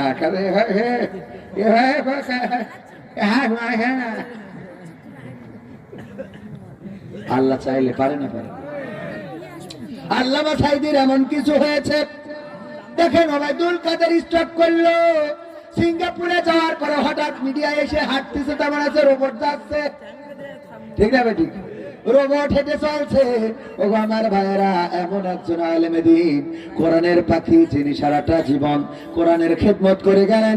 জীবনের স্বপ্ন ছিল, বারবার করে বলেছে, আমার জীবনের স্বপ্ন আমি আবার কোরআনের ময়দানে ফিরব, আবার তাফসীর মাহফিল করব। আপনার বগুড়ায় 3 দিন ব্যাপী তাফসীর মাহফিল হতো বগুড়া শহরের পরে। আহারে, কোরআনের বয়ানগুলো করতেন কত সুন্দর কণ্ঠে, সুললিত কণ্ঠস্বর। কোরআনের সেই পাখিটারে জীবনের শেষ দিনেও নিয়ে যাওয়া হলো হাসপাতালে চিকিৎসার নামে, ইনজেকশন পুশ করে আমার কোরআনের পাখিকে শহীদ করা হয়েছে, বলেন ঠিক কিনা? কোরআনের পাখিকে শহীদ করা হলো। শুধু তাই না, ও আমার ভাইয়েরা, মতিউর রহমান নিজামী রাহিমাহুল্লাহ, শহীদ মতিউর রহমান নিজামী এমন একজন আল্লাহওয়ালা, এমন একজন আল্লাহর প্রতি এতটাই তাওয়াক্কুল তার, বলেছেন ইন্না সলাতি ওয়া নুসুকি ওয়া মাহইয়ায়া ওয়া মামাতি লিল্লাহি রাব্বিল আলামিন। কথাটা শিখিয়েছেন কে? আল্লাহ শিখিয়েছেন। এই কথা যারা বলেছে তারা কখনো আর বাতিলের কাছে মাথা নত করে নাই। ওই ইব্রাহিম আলাইহিস সালাতু ওয়াস সালামের মতো বলেছিলেন, ইন্নী ওয়াজ্জাহতু ওয়াজহিয়া লিল্লাযী ফাতারাস সামাওয়াতি ওয়াল আরদ হানিফান ওয়া মা আনা মিনাল মুশরিকিন। কে বলেছিলেন? ইব্রাহিম বললেন, ওগো আল্লাহ, আমি গোটা দুনিয়ার সব দিক থেকে, আমি গোটা দুনিয়ার আসমান জমিনের যা কিছু আছে সকল দিক থেকে আমার মুখ ঘুরিয়ে আসমান জমিনের স্রষ্টা এবং এর অভ্যন্তরে যা কিছু আছে তার স্রষ্টা মহান রবের দিকে মুখ ঘুরিয়ে দিয়ে বললাম, আমি কোন মুশরিকের কাছে মাথা নতকারী নই, কোন মুশরিকের কাছে মাথা নতকারী নই, অন্তর্ভুক্ত নই। কোরআনের পাখিরাও তেমনি বলেছেন, না বাতিলের কাছে মাথা নত হবে না, প্রয়োজনে রক্ত দেব, শহীদ হব, জীবন দেব, তবু আল্লাহর জমিনে আল্লাহর দিন কায়েমের জন্য কোন বাতিলের কাছে মাথা নত হবে না। আল্লামা মামুনুল হক সাহেব চেনেন আপনারা? না তিনি জামাত ইসলামের লোক, না তিনি ছাত্র শিবিরের লোক, না তিনি শ্রমিক কল্যাণ ফেডারেশনের লোক, না তিনি যুব জামাতের লোক, না তিনি ওলামা বিভাগের লোক, না তিনি জামাত ইসলাম মতাদর্শের কোন লোক। অথচ ওই লোকটি আমার মাহফিল এই মুহতারাম উস্তাদজি আমার মাহফিল কোরআনের মাহফিলে ছিলেন প্রধান বক্তা। ঠিকানা তানজিমুল কোরআন ক্যাডেট মাদ্রাসা, আমি নিজে প্রতিষ্ঠিত করেছি। এই মাদ্রাসার উদ্বোধন উপলক্ষে 27 অক্টোবর আমার মাহফিলের প্রধান বক্তা ছিলেন আল্লামা মামুনুল হক সাহেব, দ্বিতীয় বক্তা ছিলেন মুহতারাম আমির হামজা এবং তৃতীয় ব্যক্তি ছিলেন জনাব আল্লামা দিলওয়ার হোসেন সাইদির সন্তান মাওলানা শামীম সাইদি সাহেব। এছাড়া আরো অন্যান্য ওলামায়ে কেরাম, আপনাদের বগুড়া থেকে আব্দুল সালাম যুক্তিবাদী ভাই গিয়েছিলেন। ওগো আমার ভাইরা, আমি মামুনুল হক সাহেবের কথা এই জন্য আনলাম, উনি তো জামাত ইসলামের নন, শিবিরের নন, উনি ইসলামী আন্দোলনের আমাদের মতাদর্শেরও নন, কিন্তু উনি একটা দল রান করেন, ইসলামী ঐক্য জোট, এবং সেই সাথে খেলাফত মজলিস, পাশাপাশি হেফাজতের নেতা। বলেন ঠিক না বেঠিক? আল্লামা মামুনুল হক বললেন, ও আমার ভাইরা, আপনারা দেলোয়ার হোসেন সাইদিকে কিভাবে চেনেন? সবাই বলল আমরা কোরআনের পাখি হিসাবে চিনি। বলল আপনারা কোরআনের পাখি হিসাবে চেনেন। আর আমি তাকে খুব কাছ থেকে চিনেছি। 2013 সালে যখন জেলখানায় ছিলাম, একই সাথে থাকার সৌভাগ্য হয়েছে। দেখেন, ওই অঙ্গনের মানুষগুলো তেমন একটা পজিটিভ কথা আমাদের বলে, কথা কন যারা জামাত করে তারা খুব বেশি বলে, খুব বেশি বলে না। যদিও বলে হয়তো আকারে ইঙ্গিতে আলে আবডালে বেশি তোর বিষেধগার করেন। আল্লামা মামুনুল হক তাদের মধ্যে অন্যতম একজন আলাদা ব্যক্তিত্ব। এত সুন্দর করে বয়ান করলেন, উনার মধ্যে বিদ্বেষ পাই নাই, উনার মধ্যে আমাদের প্রতি ঘৃণা পাই নাই, বরং ভালোবাসা দেখেছি। ইসলামের জন্য, কোরআনের জন্য, আল্লাহ তার রাসূলের জন্য নিবেদিত প্রাণ হিসেবে নিজেকে উপস্থাপন করেছে। যেই মাহফিলে আশাকে কেন্দ্র করে উনার সমালোচনা হয়েছে, তারপরেও উনি বলেছেন আমি পৃথিবীর মানুষের কাছে এসেছি আল্লাহর দেওয়া হেদায়েতের বাণী পৌঁছানোর জন্য। আর এই হেদায়েতের বাণী পৌঁছানোর জন্য কারা জামাত করে, কারা হেফাজত করে, কারা আওয়ামী লীগ করে, কারা বিএনপি করে, তার চেয়ে বড় কথা হলো আমি আল্লাহর গোলাম, আল্লাহর খলিফা। আমার প্রকৃত আল্লাহ যে কাজের জন্য পাঠিয়েছেন সেই কাজ করে যাওয়া লাগবে। বলেন ঠিক কিনা? উনি এসে বললেন, আল্লামা দেলোয়ার হোসেন সাইদিকে আপনারা তো চেনেন কোরআনের পাখি হিসাবে। আমি তাকে সরাসরি দেখেছি জেলখানার মধ্যে। আমার সাথে যখন কথা হয়েছে 2013 সালে, আমাকে বলেছেন, ওগো মামুনুল হক শোনব, আমাকে এই বাতিলেরা, এই ক্ষমতাধরেরা প্রস্তাব দিয়েছিল, ওগো দেলোয়ার হোসেন সাইদি, তুমি যদি মুক্তি চাও মুক্তি দেব, তবে শর্ত হলো তোমাকে ইসলামী আন্দোলন ছেড়ে দিতে হবে, এর বিনিময়ে তোমাকে মুক্তি দেব। তুমি যদি চাও আমাদের দলের এমপি ইলেকশন করবা, তাও বানাবো, যদি চাও মন্ত্রী হবা, তাও তোমার ধর্মমন্ত্রী করতে আপত্তি নাই, কিন্তু শর্ত হলো ইসলামী আন্দোলন ছেড়ে দিয়ে আমরা যে আন্দোলন করি এই আন্দোলনে একসাথে এক হইতে হবে। আল্লামা দেলোয়ার হোসেন সাইদি 2013 সাল, এই 2013 সালে, এটা কিন্তু আমার বানানো কথা নয়, এটা আমার কথা নয়, আল্লামা মামুনুল হক সাহেবের কথা।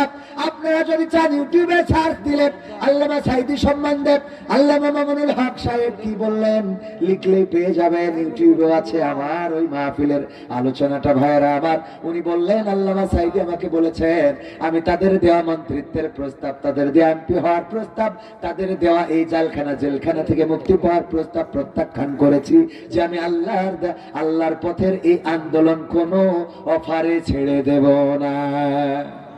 আল্লাহু আকবার বলবেন না? আমার এই আন্দোলন থেকে বিরত রাখা যাবে না। সেই 2013 থেকে 2023 সাল পর্যন্ত এই যে 10টা বছর চলে গেল, এই 10 বছরের মধ্যে একবার মনে হয় নাই যে ঠিক আছে তোমাদের প্রস্তাবে রাজি, আমার বের করে দাও, একটা বারের জন্য মানে নাই, বরং তারপরে মৃত্যুটাকে বরণ করে নিয়েছে, কিন্তু বাতিলের কাছে মাথা নত করে নাই। আল্লামা দেলোয়ার হোসেন সাইদি ইন্তেকালের দিন তার জানাজাও ঢাকা শহরে পড়তে দেয়া হয় নাই। বলেন ঠিক কিনা? জানাজাটা ঢাকা শহরে পড়তে দেওয়া হলো না। আমরা আসবো ঢাকায়, হঠাৎ শুনলাম ঢাকায় পড়তে দেওয়া হবে না। তাড়াতাড়ি করে ছুটে চললাম খুলনার দিকে, যে খুলনায় ওসিয়াত করা রয়েছে সেই জায়গাটা এখনো বানানো। আল্লামা দেলোয়ার হোসেন সাইদির প্রতিষ্ঠিত মাদ্রাসা খুলনা সিদ্দিকিয়া আলিয়া মাদ্রাসা, এই মাদ্রাসায় সুন্দর করে জায়গাটা বানানো, যেখানে আল্লামা দেলোয়ার হোসেন সাইদির ওসিয়াত এখানে কবর দিতে হবে। আমি মারা যাওয়ার পরে আমার প্রতিষ্ঠিত মাদ্রাসার কাছেই আমাকে কবর দিবা। ওগো আমার ভাইয়েরা, যখন ছুটে চললাম খুলনার দিকে, হঠাৎ করে খবর এলো ওই খুলনায় ওই জায়গাটা এই বাকশালেরা, এই স্বৈরাচারেরা, এই জালিমেরা ঘিরে রেখেছে। ওখানে আল্লামা সাঈদীর লাশটা আনতেও দেবে না, মাটিও দিতে দেবে না।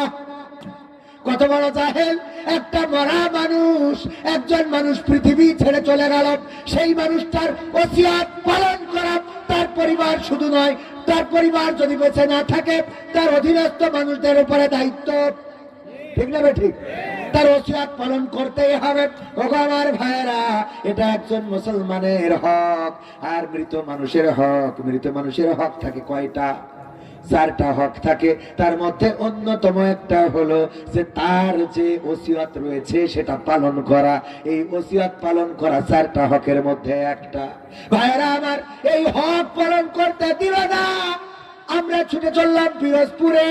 পিরোজপুরে হাত দিয়ে আল্লামা সাঈদীর রওজার মাটি খনন করার তৌফিক আল্লাহ আমাকে দিয়েছেন। এই হাত দিয়ে লাশটা ধরে কবরে নামানোর সুযোগ আল্লাহ আমাকে দিয়েছেন। ওই দিন কাঁদলাম। আমার বাবা মারা যাওয়ার দিন যত কেঁদেছি, আল্লামা সাঈদী মারা যাওয়ার দিনও ততটাই কেঁদেছি। ওগো আমার ভাইয়েরা, এই জালিমেরা এত বড় জালিম যে লাশের সাথে পর্যন্ত ভালো আচরণ করে নাই। শুধু তাই নাই, তার গায়ে বালা জানাজা নামাজ পড়াকে কেন্দ্র করে অনেককেই অ্যারেস্ট করা হয়েছে, কারো উপরে গুলি চালানো হয়েছে, মানুষ শহীদ হয়েছে। আমরা জানাজা পড়ে আসার পথে বাগেরহাটে আমাদের গাড়ির উপরে আক্রমণ হয়েছে, আমাদের গাড়িগুলো ভাঙচুর করা হয়েছে, আমাদের ভাইদের আহত করা হয়েছে। আমি নিজে সাক্ষী। ওগো আমার ভাইয়েরা, ওই বাগেরহাট আজও আছে, আল্লামা সাঈদীর কবরও আছে, আর আলেম ওলামারাও আছে, কিন্তু ওই জালিমগুলো এখন ইঁদুরের গর্তে পালিয়েছে। বলেন ঠিক কিনা? এটাই আল্লাহর সিদ্ধান্ত।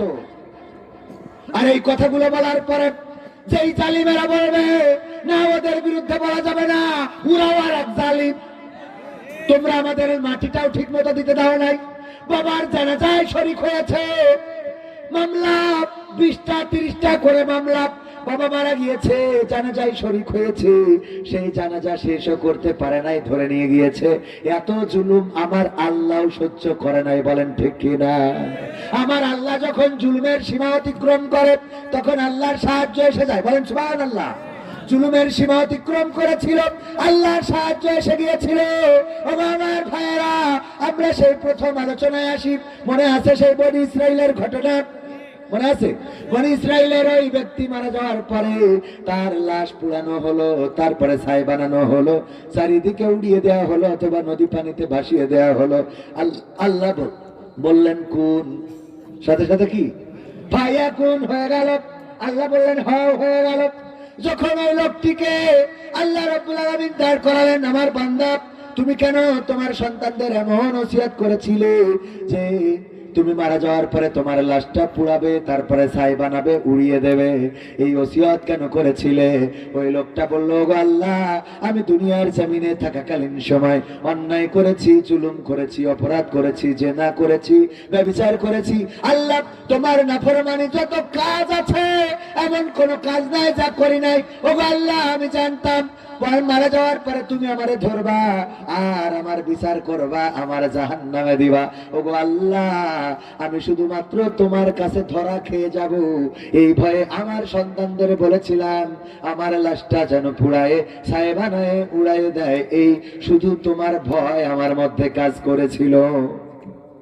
আল্লাহর নবী বলেছেন, ওগো আমার সাহাবীরা শোনো, আল্লাহ রাব্বুল আলামিন ওই দিন ওই বান্দাকে বললেন, ওগো আমার বান্দা, আমার ভয় তোমার মধ্যে এতটুকু থাকার কারণে আমি আল্লাহ তোমার গোটা জীবন জিন্দেগির গুনাহ খাতা মাফ করে দিলাম। বলেন সুবহানাল্লাহ। আল্লাহ ওসিলা তালাশ করবেন, কোন ওসিলায় কাকে ক্ষমা করবেন আমরা কেউ জানি না। এই মাহফিলে বসেছি, এসেছি, ওগো আমার ভাইয়েরা, নেক আমল বলতে তো তেমন কিছু নাই। আজকের এই মাহফিল, এই শীতের রাতকে উপেক্ষা করে যারা বসলাম, কিছু কথা শোনার চেষ্টা করলাম, কিছু কথা শুনলাম। এই মাহফিল অডিও ভিডিও রেকর্ড আছে না নাই? আল্লাহর কাছে রেকর্ড আছে না নাই? আল্লাহ রাব্বুল আলামিন সব রেকর্ড করে রাখেন। ফামান ইয়ামাল মিসকালা যাররাতিন খায়রান ইয়ারা ومن يعمل مثقال ذرة شرا يره। আল্লাহ রাব্বুল আলামিন বলেন, যারা পরিমাণ যদি কেউ ভালো কাজ করে সেটা আমি পরকালে দেখে দেব, আর যারা পরিমাণ খারাপ কাজ যদি কেউ করে সেটাও আমি আল্লাহ পরকালে দেখাইয়ে দেব। বলেন সুবহানাল্লাহ। আমার মা বোনেরা আছে পর্দার অন্তরালে, মা বোনেরা আসেন। পুরুষরা সামনে থাকার কারণে বেশি বেশি পুরুষদের আওয়াজ হয়ে যায়, কিন্তু মা বোনেদের ব্যাপারে আল্লাহ রাব্বুল আলামিন পবিত্র কোরআনে বলেছেন, ওয়াকারনা ফি বুয়ুতিকুন্না ওয়ালা তাবাররাজনা তাবাররুজাল জাহিলিয়াতিল উলা। ওগো নারীরা, তোমরা পর্দার মধ্যে থাকো, জাহেলি যুগের মেয়েদের মতো সেজে গুজে নিজেদেরকে প্রদর্শন করে বেড়ায় না। আর এখনকার মা বোনেরা সাজুগুজু করে না? করে না? করে মানে কি? এত সাজুগুজু করে আলকাতরা বেগম হয়ে যায় পরিমণি, ঠিক না বেঠে? আলকাতরা বেগম এত সুন্দর করে মেকআপ করে, ঠোঁটের মধ্যে কালার মারে, নখের মধ্যে রং, লিপস্টিক, তারপরে টিপ, আলতা, আশকারা, মাস্কারা, ফাস্কারা, কত কি আছে কসমেটিক্স এর দোকানে, সবগুলো কিনে লাগায়ে মোটামুটি যখন বেরোয় আমার যুবকরা মনে করে, ওরে আল্লাহ কি যে যায়, পরিমণি আমাদের গ্রামে আছে এটা তো জানতাম না। কিন্তু যারা একটু ট্যালেন্ট, ওরা চেহারাই না দেখে আগে পায়ের দিকে দেখে যে কারেন্ট আছে কিনা, ঠিক না বেঠিক? পা যদি দেখে যে নেটওয়ার্ক খারাপ, টাওয়ার পাচ্ছে না, তাহলে বোঝা যায় উপরে জিপি ইন্টারনেট হলো কাজ হবে না, ঠিক না বেটে? কারণ পায়ে টাওয়ার কম। ও আমার মা বোনেরা, এইভাবে সাজুগুজু করে নিজেদেরকে প্রদর্শন করে বেড়ানোর জন্য নিষেধ করেছেন কোরআন দিয়ে। কে? বলেন কে? আপনাদের কি কষ্ট হচ্ছে? আর একটু কি বলবো? আর আমার মা বোনদের একটু শোনায় আপনাদের সামনে আরো একটু আলোচনা করে বিদায় নেব। গভীর রাত, শীতের রাত, বেশি কষ্ট আপনাদের দেব না। 11:30 আমাকে বলেছিল 11টার মধ্যে শেষ করার প্ল্যান। আমরা 11:30 করলে কি ক্ষতি হবে নাকি? ক্ষতি হবে? আর 15 মিনিট থাকা যাবে না? থাকা যাবে? থাকবেন কারা কারা? দেখি হাত দেখতে চাই। থাকবেন? লিল্লাহি তাকবীর। আল কোরআনের আলো, আল হাদিসের আলো, আমার নেতা তোমার নেতা, নারায়ে তাকবীর। এই হাত উঁচু করার পরে ওই দেখেন আবার দুজন চলে যাচ্ছে। মানে হাত উঁচু করলে, উঁচু করার সাথে সাথে যাবে, মানে ওর কথা হইলো যে এক্ষুনি দেখাই দেবো যে আমি আল্লাহর হুকুম মানতে রাজি না। এক্ষুনি ডাইরেক্ট একদম নগদ প্রমাণ। দেখেন দুই পীর সাহেব ভাইরা আমার, যা পীরেরা গেলে অসুবিধা নেই, কারণ ওদের আমল সব জানা আছে। ওরা এমনি শর্টকাটে জান্নাতে চলে যাবে। দেখবেন যে ওয়াজ শুনতে বসে সাধারণ মানুষ, বেশি হুজুররা বসে না, কারণ ওদের তো জান্নাতে যাওয়ার রাস্তা জানা। কমে যেতে হবে, সোজা টান টানিয়ে রাস্তা ঠুসকে চলে যেতে পারবে। বলে সুবহানাল্লাহ। আমাকে যাকে জানা নেই, আমরা একটু বসি, একটু শুনি। এই রাত্রি বসে থাকলি যতক্ষণ বসবো সওয়াব দিবেন কে? সগীরা গুনাহগুলো ঝরে যেতে থাকবে। লসটা কি? লস আছে কোন? একবার যদি এই মজলিসে বসে সুবহানাল্লাহ বলেন, আল্লাহর নবী বুখারী শরীফের হাদিস বলছেন যে এই দুনিয়ায় যত খালি জায়গা থাকে সমপরিমাণ সওয়াব আল্লাহ আমলনামায় দিয়ে দেন। বলেন সুবহানাল্লাহ। তো সুতরাং এখানে বসে থেকে দুই একটা কথা বলছেন, দুই একটা কথা শুনছেন। দেখেন মসজিদে যখন কোনো বান্দা ঢোকে, বিশ্বনবী বলছেন আমল, বদ আমল যে লেখে, ওই বদ আমল লেখার ফেরেশতা উনি কিন্তু বদ আমল নিয়ে মসজিদে ঢোকে না, কারণ জানে মসজিদে তো গুনাহ করতে যায় না, ঠিক না বেটি? মসজিদ কি গুনাহ করার জায়গা? সুতরাং এই ফেরেশতা দাঁড়ায় থাকে মসজিদের গেটে, মসজিদের গেটে দাঁড়িয়ে থাকে যে বান্দা যেহেতু মসজিদে ঢুকেছে আমি এখানে দাঁড়ায় থাকি। তো মসজিদ থেকে যখন ওই বান্দা বের হইতে দেরি করে, তখন এই ফেরেশতা আল্লাহরে বলে, আল্লাহ তোমার বান্দা মসজিদে ঢুকেছে, এখনো তো বেরোয় না। আল্লাহ রাব্বুল আলামিন ফেরেশতাকে বলে, ধৈর্য ধরো, অপেক্ষা করো, আমার বান্দা আমার ঘরে ঢুকেছে, সে এখন আমার মেহমান, তার নিরাপত্তার দায়িত্ব আমার। তোমার অপেক্ষা করতে হবে যতক্ষণ সে না বের হয়। যখন নামাজ করে, রোজা করে বা ইফতার করে, তাহাজ্জুদ পড়ে, ইবাদত বন্দেগী করে মসজিদ থেকে অনেক লেট করে বের হয়, ওই ফেরেশতা বলে, আল্লাহ তোমার যে বান্দা এতক্ষণ তোমার ঘরে সময় দিল, তোমার কাছে মাথা নত করলো, সিজদা করলো, তোমাকে ডাকলো, তোমার কাছে ক্ষমা চাইলো, বললো ইয়াকা না'বুদু ওয়া ইয়াকা নাস্তাঈন, আমরা তোমার ইবাদত করি এবং তোমার কাছেই সাহায্য চাই। আল্লাহ এই বান্দার কি আবার এই গুনার খাতাটা নিয়েই কি চেপে বসবো? আল্লাহ রাব্বুল আলামিন বলেন, যে বান্দা আমার ঘরে ঢুকেছি, আমার নামের জিকির করেছে, আমার কাছে কপাল নত করেছে, আমার কাছে সিজদা দিয়েছে, ওগো আমার ফেরেশতা ওই বান্দার ওই গুনার খাতাটা আর কাঁধে দিয়ে ওটা জাহান্নামের আগুনে জ্বালিয়ে দাও। বলেন সুবহানাল্লাহ। জাহান্নামের আগুন দিয়ে জ্বালিয়ে দেওয়া হয়। এই জন্য বিশ্বনবী বলেছেন যে এই তোমাদের বাড়ির কাছে যদি একটা পুকুর থাকে, যদি একটা পুষ্কুনি থাকে, সেই পুকুরে যদি কেউ দৈনিক 5 বার গোসল করে, তার গায়ে কি কোনো ময়লা থাকবে? আল্লাহ রাসূল সাহাবীদের প্রশ্ন করলেন, ময়লা কি থাকবে? আল্লাহ নবী সাহাবীরা বললেন, আল্লাহ নবী যদি বাড়ির সামনে পুকুর থাকে আর বারবার যদি গোসল করে, তার গায়ে তো ময়লা থাকার কথা না। বিশ্ব নবী বললেন, ও আমার সাহাবীরা, তেমনি ভাবে আমার উম্মতেরা, আল্লাহর বান্দারা যদি দৈনিক 5 বার 5 ওয়াক্ত নামাজ মসজিদে আদায় করে, তাইলে এটা হলো ওই পুকুরে গোসল করার মতো, তার আমল নামায় আর কোনো গুনাহ থাকে না। সুবহানাল্লাহ বলবেন না? যদি 5 বার, এখনই শেষ করে দেবো, এখনই শেষ করে ভাইরা আমার, যদি 5 বার কেউ ইবাদত করে, মসজিদে যায়, আল্লাহর নবী বলেন ফজর থেকে জোহর পর্যন্ত কোন না কোন গুনাহ ইচ্ছা অথবা অনিচ্ছায় হয় না গুনাহ হয়ে যায়। জোহর থেকে আসর কোন না কোন গুনাহ হয়ে যায়। ও আমার ভাইয়েরা, যখন সে আসরের নামাজ পড়তে যায়, ফজরের নামাজ পড়তে যায়, ইশার নামাজ পড়তে যায়, এর মধ্যে ইচ্ছাকৃত গুনাহগুলো আল্লাহর কাছে সিজদা করে যখন তওবা করে, আল্লাহ রাব্বুল আলামিন তার গুনাহগুলো ক্ষমা করে দেন। বলেন সুবহানাল্লাহ। সুতরাং নামাজ পড়ার দরকার আছে না নাই? পৃথিবীতে যাই করেন তাই করেন, আপনি আওয়ামী লীগ করেন অসুবিধা নাই, বিএনপি করেন অসুবিধা নাই, জামাত করেন অসুবিধা নাই, হেফাজত করেন অসুবিধা নাই, কিন্তু নামাজ পড়তেই হবে। নামাজ। আর আপনি যদি জামাত করেন আর মনে করেন না আমার জন্য নামাজ না কাজ হবে, আপনার আগে দেবে জামাত, আগে কোনে দেবে? জামাত ইসলাম করিল আপনি, হেফাজত করিল না, পীর সাহেবের মুরিদ চর্ম নাই, নামাজ পড়া ছেড়ে দিলেন, পীর সাহেব পার করে নিয়ে চলে যাবে। এত সোজা, এত সহজ না। নামাজ নাই, ঈমান নাই, দিন নাই, ঈমান নাই। আল্লাহ রাসূল আরো কড়া করে বলেছেন যে যে নামাজ ইচ্ছাকৃত ছেড়ে দিল সে কুফরি করলো। কোন বর্ণনা এসেছে কাফের হয়ে গেল। আমরা কি কাফের হতে চাই? বিশ্বনবীর কথা। আল্লাহ রাসূল বললেন যে ইচ্ছাকৃত নামাজ ছেড়ে দিল, সুতরাং নামাজ আমরা ছাড়বো? ছাড়া যাবে? নামাজ ছাড়বো না। নামাজের জন্য হুজুর প্রয়োজন। হুজুর ফরজ কয়টা? কয়টা? 4টা। কয়টা? সবাই বলে না। আজকেও জিজ্ঞাসা করলাম, আসার পথে নাটোরের সিংড়া অনুষ্ঠান করলাম, মহিলাদেরকে ওখানে যারা বিপদে আছে, মুসিবতগ্রস্ত, সুবিধা বঞ্চিত, সারাদিন কাজ করে, সুটকি পল্লীতে জিজ্ঞাসা করলাম, হুজুর ফরজ কয়টা? কইতে পারে না। নামাজের আরকান আহকাম কয়টা? কইতে পারে না। সূরা ফাতিহা কি? কইতে পারে না।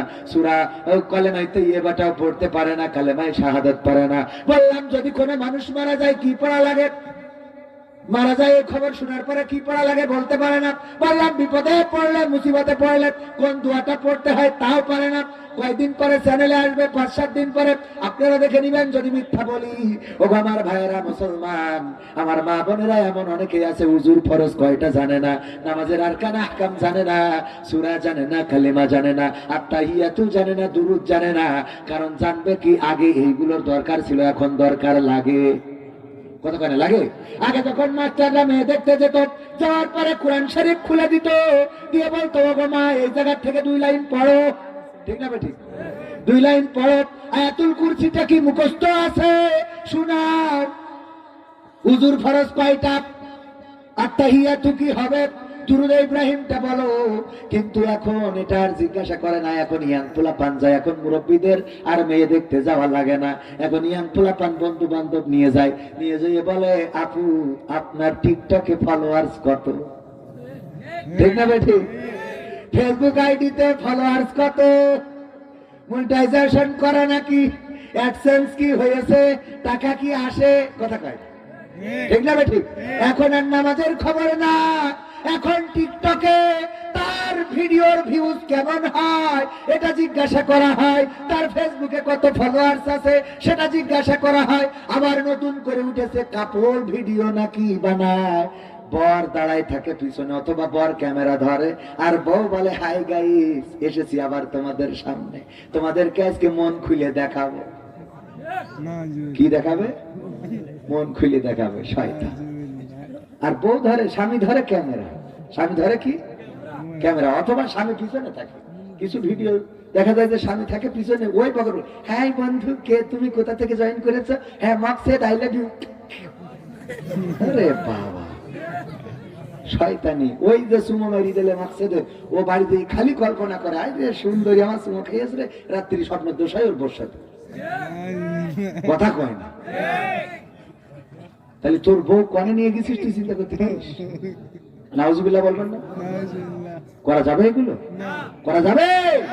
ওগো আমার ভাইয়েরা, এই জন্য মাথায় রাখতে হবে এমন কোন কাজ আমরা করব না যেই কাজের জন্য পরকালে ধরা খেতে হয়। কষ্ট হয়ে যাচ্ছে না? বুঝতে পারছি, খুব অসুবিধা আছে।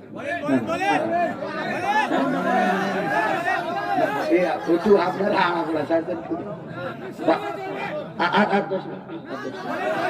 আর 10টা মিনিট মানে হ্যাঁ 10 মিনিট। ওগো আমার ভাইয়েরা, কলিজার টুকরারা, আমার বগুড়ার মানুষ, আমি আপনাদের এই একদিনেই ভালোবেসে ফেললাম। কেন কেন বলি, এই দুনিয়ার পরে দেখা হলো আমি যশোরের মানুষ, আর কোনদিন দেখা নাও হতে পারে, কিন্তু আমাদের যদি ভালো কাজের জন্য আল্লাহ ক্ষমা করে জান্নাত দেয়, সেখানে দেখা হবে না? হবে না? হবে না? হবে না? মালয়েশিয়াতে যাওয়ার পরে ওখানে মাঝে মাঝে ট্যাক্সিতে চড়তে হতো। ট্যাক্সি ড্রাইভার যখন বিদায় নিতাম, যে এই তোর ভাড়া দিয়ে দিলাম চলে যাচ্ছি, তো বলতো লাইন খালি বলে ঝুমপা লাগি, মানে তোর সাথে আবার পরে দেখা হবে। লাইন খালি বলে ঝুমপা লাগি, নেক্সট টাইম আবার তোর সাথে দেখা হবে। তো বলতাম তা বলে এলা ছায়া ওরাং বাংলাদেশ, বুকান ওরাং মালয়েশিয়া, লাইন খালি তা বলে ঝুমপা সামাই উলা। বলতাম তোর সাথে তো দেখা হবে না, কারণ আমি থাকি, আমি বাংলাদেশের মানুষ, বাংলাদেশে থাকি, আমি আসছি মালয়েশিয়ায়, আজকেই দেখা হলো, আর কখনো দেখা হবে না। তখন ও বলতো ইউ মুসলিম অথবা তারা মুসলিম, তুই কি মুসলমান নাকি মুসলমান না? বলতাম ইয়া আলা ছায়া মুসলিম, তো বলতো, যখন বলতাম হ্যাঁ অবশ্যই আমি মুসলমান, বলতো কালো ইউ মুসলিম বলে ঝুমপা লাগিলা, যে তুই যদি মুসলমান হস তাহলে তোর সাথে দেখা হবে। মাচা মানা বলে আমরা জিজ্ঞেস করতাম কিভাবে হবে? তখন ওই ট্যাক্সি ড্রাইভার আমাদেরকে বলতো আল্লাহু আকবার, আমি অবাক হয়ে যেতাম। ট্যাক্সি ড্রাইভার বলতো কালো ইউ ওয়ারেন মুসলিম লেপাস মাটি কিতা বলে ঝুমপা ডালাম সুরগা। সুবহানাল্লাহ। বলতো যে যদি তুই মুসলিম হোস তাহলে মারা যাওয়ার পরে তোর সাথে জান্নাতে দেখা হবে, কারণ আমিও মুসলিম। সুবহানাল্লাহ। কনফিডেন্সটা কি! যারা মালয়েশিয়ায় এমন একজন আছেন, এখানে ছিলেন, ওই যে ইডিয়া ওরাং ছাতু দুয়া তিগা ওরাং, হ্যাঁ তিগা ওরাং আডা পাহাম ছায়া আপাসি কাপুতে গেছে না। ওদের ইমানটা এত শক্ত, যখন আমরা একসাথে বের হতাম, যেই দোকানে যেই ক্যান্টিনে খুব বেশি কাস্টমার, ওই ক্যান্টিনে দাঁড়াতে দেখতাম না। আমি একদিন জিজ্ঞেস করলাম এক মালাইকে, সানা মাখান আডা রাসা পাইয়া বাগুস শিখিলা কালো মাখান চিনি তেমন মাছা মানা কয় না না না, বলেন এই জায়গায় মনে হয় একটু রাসা ভালো, স্বাদ ভালো, এই রান্নাটা লোকের ভিড় আছে। বলতো না না এখানে খাবো না। কেন পা এখানে খাবি না কিসের জন্য? তেমন মানা তাডা কাস্টমার কিতা মাখান ছানা বলে বলে বলে তলম দিয়া, বলে তলম দিয়া। যদি আমরা যেই দোকানে কাস্টমার নেই ওই দোকানে খাই, তাহলে ওর সাহায্য করা হবে। সুবহানাল্লাহ। যেই দোকানে কাস্টমার নেই সেই দোকানে যদি আমরা খাই, তাহলে ওর সাহায্য করা হবে। খাওয়ার চিন্তা না, বরং সাহায্য করার চিন্তা। আল্লাহু আকবার। কত সুন্দর কথা! এত সুন্দর কথাগুলো শিখেছি ওখান থেকে। আমাদের মানসিকতা হলো যেই দোকানে বেশি বেচা কিনা সেই দোকানে আমি, আর যেই দোকানে কাস্টমার নেই সেই দোকানে আমিও নেই। অথচ আপনি সাহায্যের জন্য যেতে পারেন। এটাই তো রাসূল সাল্লাল্লাহু আলাইহি সাল্লামের আদর্শ। যদি একসাথে কাজ করে, ওই যে ভাইরা আছে ওরা সাক্ষী, মালায়ু বাংলা সবাই কাজ করে, মালাইদের বেতন সবসময় কমে থাকে, বাংলাদের বেতন বেশি। তো দেখা যায় যার বেশি বেতন মালায়ুকে আবার কাঠি করে, হ্যাঁ ইনি ওরাং বাংলা তেমন তাপিডিয়া ডেপাত গাজী পাইয়া, ও বাংলাদেশের লোক কিন্তু দেখো ও অনেক বেশি বেতন পায়। তখন মালায়ু রেগে যায় না যে আমি মালায়ু, আমি মালয়েশিয়ার সন্তান, ওই বাংলা কেন এত বেতন পাবে? এটা হবে না, এ কথা বলে না। বরং কি বলে? আমার ভাই সাক্ষী, তারা বলে দিয়া মিয়া আডা রিজিকি ডিয়া ডেপ্পাত, saya মিয়া তাডা রিজিকি saya তা ডেপ্পাত। বুঝতে এবার বুঝতে কথা বুঝতে, হ্যাঁ দিয়া মিয়া আডা রিজিকি, ওর রিজিকি এটা আছে ও পায়, saya মিয়া তাডা রিজিকি saya তা ডেপ্পাত। আমার রিজিকে নাই, আমি পাই না, এ নিয়ে মাথা গরম করার কিছু নাই। আল্লাহু আকবার। এত সুন্দর কথা, আল্লাহু আকবার। আমাদের দেশে হলি বলতো আমি আওয়ামী লীগ করি, নৌকা মার্কাই, তাহাজ্জুদ পড়ে আমি ভোট দিছি। বিএনপির লোক কাট পাবে কি করে? ও তাহাজ্জুদ পড়ে ভোট দিচ্ছে, কথা কয় না।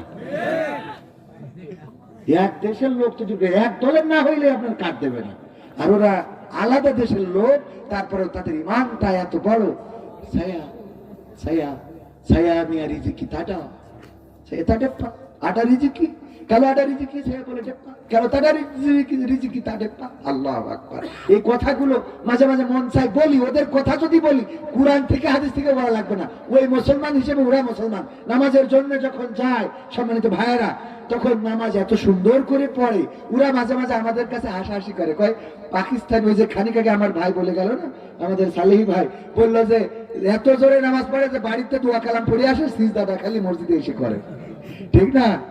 আমাদের নামাজ দেখে মালয়েশিয়ানরা হাসে, অথচ ওরা প্রতিটা মানুষ, ভাইয়েরা সাক্ষী, প্রতিটা মানুষ মুখে দাড়ি নাই, শার্ট পরে, প্যান্ট পরে, কিন্তু তাদের কোরআন তেলাওয়াত কবির বিন সামাদের থেকে 100 গুণ ভালো, 100 গুণ ভালো, 1 গুণ না 100 গুণ। নামাজে যখন দাঁড়ায় তখন নামাজে পরিপূর্ণভাবে আল্লাহর অনুগত হয়ে রুকু সিজদা কমপ্লিট, সুবহানা রাব্বিয়াল আযীম, সুবহানা রাব্বিয়াল আলা, খুব সুন্দর করে সহি শুদ্ধ ভাবে নামাজ পড়ে তারপরে রিল্যাক্সে মসজিদ থেকে বের হয়।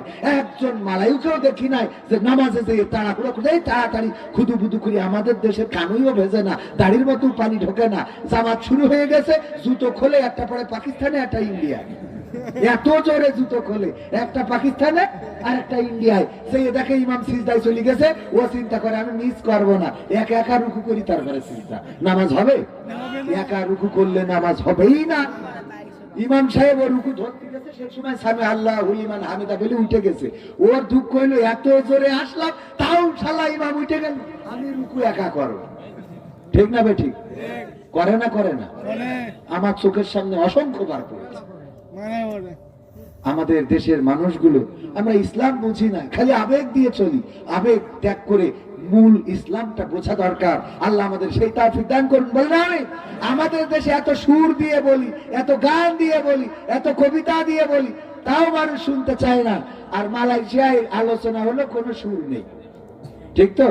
কোনো সুর নেই। মসজিদে সাইনবোর্ড দিয়ে রাখে কবির বিন সামাদ আসবে, ছবি সহ সাইনবোর্ড দেওয়া থাকে।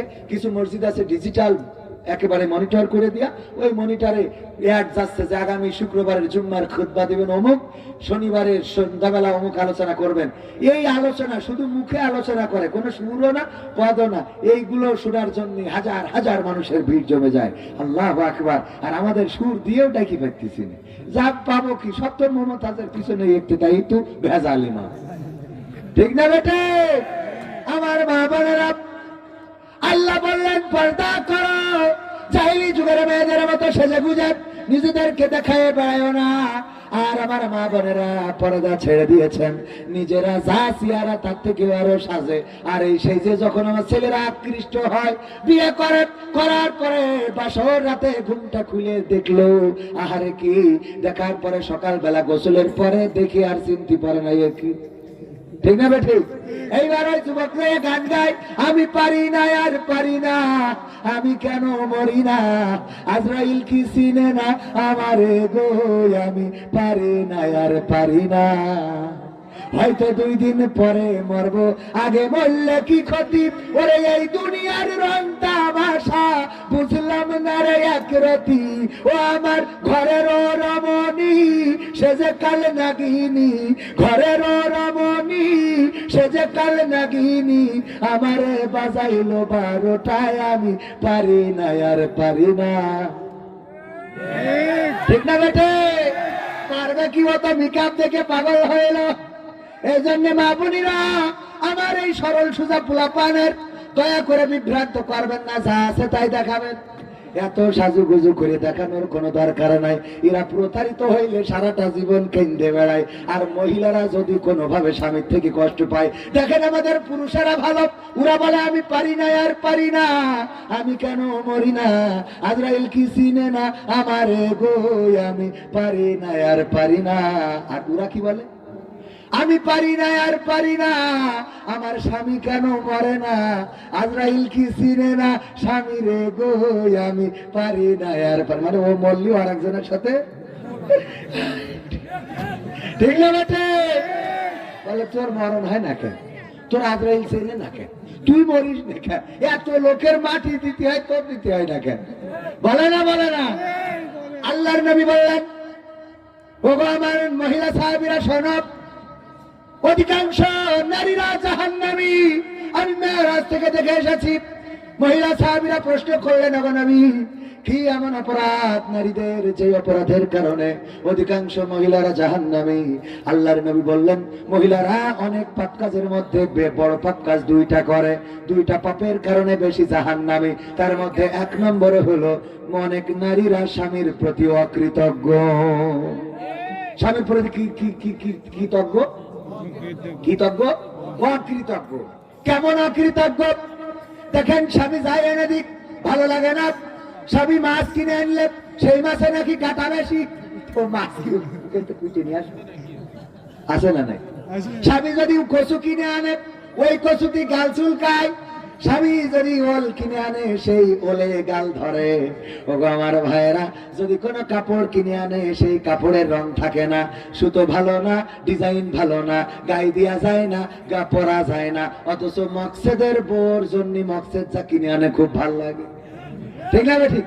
দেখো দিন, ওই মকসেদের বোর জন্য কিনে দেখো দিন কত সুন্দর, শাড়িটা কত সুন্দর, চাদরটা কত সুন্দর, ব্লাউজ কত সুন্দর, আর তুমি যা কেন ও কি পরা না। আল্লাহ, আমার আব্বা কি দেখেছে সাথে বিয়ে দিছিল, আমার জীবনটা একেবারে তেনা তেনা হয়ে গেল। আরে কান্না। আবার মাঝে মাঝে হুমকি দেয়, কি আমি বলে তোমার এই সংসার করছি, অন্য মানুষ হলে ছাড়িয়ে তো তুই আটা দিত, তা তুই যা। হুমকি দিচ্ছিস কেন? যা দেখ আমাদেরও বিয়ে হয় কিনা। আমার এক হুজুর বলছে, ভাই আমি সে কাজ করে দিছি, কি তোমার পিরাই বলছে যে আমি বলে তোমার সংসার করেছি, তাহলে দুটো বিয়ে করেছি, করিয়ে দিয়ে দিয়েছে। তার একটা আছে বলে এখন, শুধু তুই না আরো একটা কাজ, যদি ও বলে তা আর একটা করবো, দেখাই দেবো যে দেখ পারি কি না। তুই আমি বলে সঙ্গে পাখা মাখারে দেখা খেতে পাবো না। ভাইয়েরা আমার, তো স্বামীর প্রতি কি হয়? অকৃতজ্ঞ হয়। এরকম অনেক নারী আছে, স্বামীর কোনো কিছু ভালো লাগে না। গতকালকের আলোচনায় বলেছিলাম, আমার নারীরা ওরা বোঝে না স্বামীরে কি করে আকৃষ্ট করতে হয়। স্বামীরে আকৃষ্ট, স্বামী যদি বলে যে তুমি একটু সাজুগুজু, কি সাজু, তোমার সাথে কি সাজ দিয়ে হবে? আমার শিয়াব ভাই যদি বলে পর যে একটু সাজুগুজু করে, ঠিক আছে, আমার শিয়াব ভাইয়ের বাচ্চা হবে, প্রেগনেন্সি স্ত্রী, আল্লাহ যেন নেককার সন্তান দান করেন, বলেন আমিন। 7 বছরের জিন্দেগিতে আগে একটা সন্তান আল্লাহ রাব্বুল আলামিন নিয়ে নিয়েছেন, এবারে সন্তানটা যেন আব্বা এবং আম্মাকে ডাকতে পারে, বলে না আমি ভাইজান দোয়া চেয়েছিলেন, আগেই দোয়া করে দিলাম। তো দেখা যাচ্ছে সাজুগুজু করা দরকার স্বামীকে আকৃষ্ট করার জন্য, কিন্তু সাজুগুজু করে না। করে কবে? যেদিন শিয়াব ভাই বলে কবির ভাইয়ের সাথে একটু দেখা করতে যাব, তোমার নিয়ে যাবো। ওরে বাবা, সাজা রে সাজা, লিপস্টিক কনে ছুঁয়ে কনে মাকে, ঠোঁটের তা নাগে লাগায় বসে থাকে, ঠিক না বে ঠিক? যেদিন বন্ধুর বাড়ি যাবে, বিয়েতে যাবে, যেদিন গালে ভাত, অমুক জায়গায় অনুষ্ঠান, তোমার একটু পিকনিকে নিয়ে যাব, তোমার মাইস্তান ঘর দেখাতে নিয়ে যাবো, আরে সাজু গুজু রে।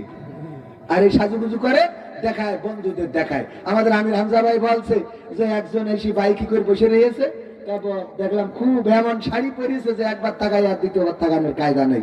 তাই বললাম ভাই একটু কন্ট্রোল কন্ট্রোল। তা বলছে কি? তা বলছে যে এই যে কি করে নিয়ে বের করেছেন। তা বলছে কি করবো, আমি তো এই বিয়ে করা ধরে দেখছি, তাই এখন একটু আপনাকে একটু দেখাতে চাচ্ছি, গ্রামের লোকের হক আছে না? গ্রামের লোকেরও তো কিছু হক আছে। বিয়ে করে বলে নাউজুবিল্লাহ, গ্রামের লোকের হক দেখায় বেড়াচ্ছে, শয়তান কোথাকার। তো এই জন্য পুরুষদেরও সাবধান হওয়া দরকার, নারীদের। আমি বললাম নারীরা ছোট ছোট কাপড় চোপড়, পাতলা কাপড়, ডিজাইনের কাপড়, স্বামী আকৃষ্ট করা কাপড়, এইগুলো পরবেন, ঘরে পরে বসে থাকবেন। স্বামী ঘরে ঢুকে দেখবে যে পরিমণি ঘরের মধ্যে, তাহলে ও আর ওই সিনেমার ওখানে যাবে? কারণ ওরা তো ছোট ছোট পরে বলে তো ওখানে যায়, কথা কয় না। এই ঠিক বলছি না? ঠিক বলছি। তো এইগুলো যদি ঘরে পায়, তাহলে আর অন্য জায়গায় যাওয়ার দরকার আছে? তোর বাড়ি যদি পেয়ারা গাছ থাকে, তার একজনের পেয়ারা গাছে এগুলো মারবি কোনোদিন? তোর বাড়ি যদি বড়ই থাকে, আর একজনের বড়ই পেড়ি খাওয়ার দরকার আছে? তা তোর বাড়ি যদি পরিমণি সাজাই গুজাই থাকে, তা তোর টিভির পরিমণিও কিটা দেখে? তুমি সারাদিন থাক পাই তোরের মতো, লিপস্টিক তো দিয়া দূরের কথা, গাল শিখে যায় পড়ি থাকে, মুখের কাছে মুখ নেওয়া যায় না, দাঁত মাজন করে তা কয়লা দিয়ে, এ পাশে টুলে ও পাশে ছুঁয়ে দেয়, চুমো খাওয়া যায় না। এই হলি অন্য জায়গায় যাবে না? যাবে না, বোঝে না, এগুলো কেউ বলে না। এইগুলোই হলো সুন্নাত। এগুলো কি সুন্নাত? আল্লাহর রাসূল আম্মা আয়েশা রাদিয়াল্লাহু তাআলা আনহা গ্লাসের যেই জায়গাটাতে মুখ লাগায় পানি খেতেন, বিশ্ব নবী সাল্লাল্লাহু আলাইহি সাল্লাম সেই জায়গায় মুখ লাগায় পানি খেতেন। আল্লাহর নবীর স্ত্রী আম্মা আয়েশা রাদিয়াল্লাহু তাআলা আনহা বলেন, আমি যে হাড়টা চিবিয়ে রেখে দিতাম পাত্রে, আল্লাহর নবী সেই হাড়টাই আবার চিবাতেন। আমি প্রশ্ন করলাম, ওগো নবী গো, আপনি কেন এই হাড়টা আবার চিবান? আল্লাহর রাসূল বললেন, দেখো তোমার চিবানো হাড়টা যখন আমি চিবাই, আল্লাহ রাব্বুল আলামিনের মধ্য দিয়ে আমাদের দুইজনের একে অপরের প্রতি মহব্বতটা বাড়িয়ে দেন। বলেন সুবহানাল্লাহ। মহব্বতটা বাড়িয়ে দেন। সুতরাং এই মহব্বত বাড়ানোর জন্য আল্লাহর নবী আম্মা আয়েশা রাদিয়াল্লাহু তাআলা আনহাকে নিয়ে চলে গেলেন জ্যোৎস্না রাতে, চাঁদনি রাতে। বললেন, ওগো আয়েশা, দেখো ওই দূরে যে টিলাটা দেখা যায়, আমিও দৌড়াবো, তুমিও দৌড়াবা, দেখবো কে ফার্স্ট হয়। আল্লাহর নবী আর আম্মা আয়েশা দৌড় দিলেন। আম্মা আয়েশা জিতে গেলেন। আল্লাহর নবীকে বললেন, ওগো নবী, আমি ফার্স্ট হয়ে গেছি, আজকে আমিই চ্যাম্পিয়ন। আল্লাহর নবী বললেন, ঠিক আছে, মেনে নিলাম। এরপরে আবার কিছুদিন পরে, কিছু সময় পরে একদিন আল্লাহর নবী বললেন, আয়েশা চলো যাও, চলো যাই, আজকেও একটু দৌড় দেব, দেখি কে দৌড়ায় ফার্স্ট হয়। আল্লাহর নবী এবং আয়েশা রাদিয়াল্লাহু তাআলা আনহা আবার সেই গন্তব্যে দৌড় দিলেন। এবার নবী ফার্স্ট হয়ে গেলেন। আম্মা আয়েশা লজ্জা পেয়ে গেলেন যে আজকে আপনি জিতে গেছেন, মাথাটা নিচু করে দাঁড়িয়ে রয়েছেন।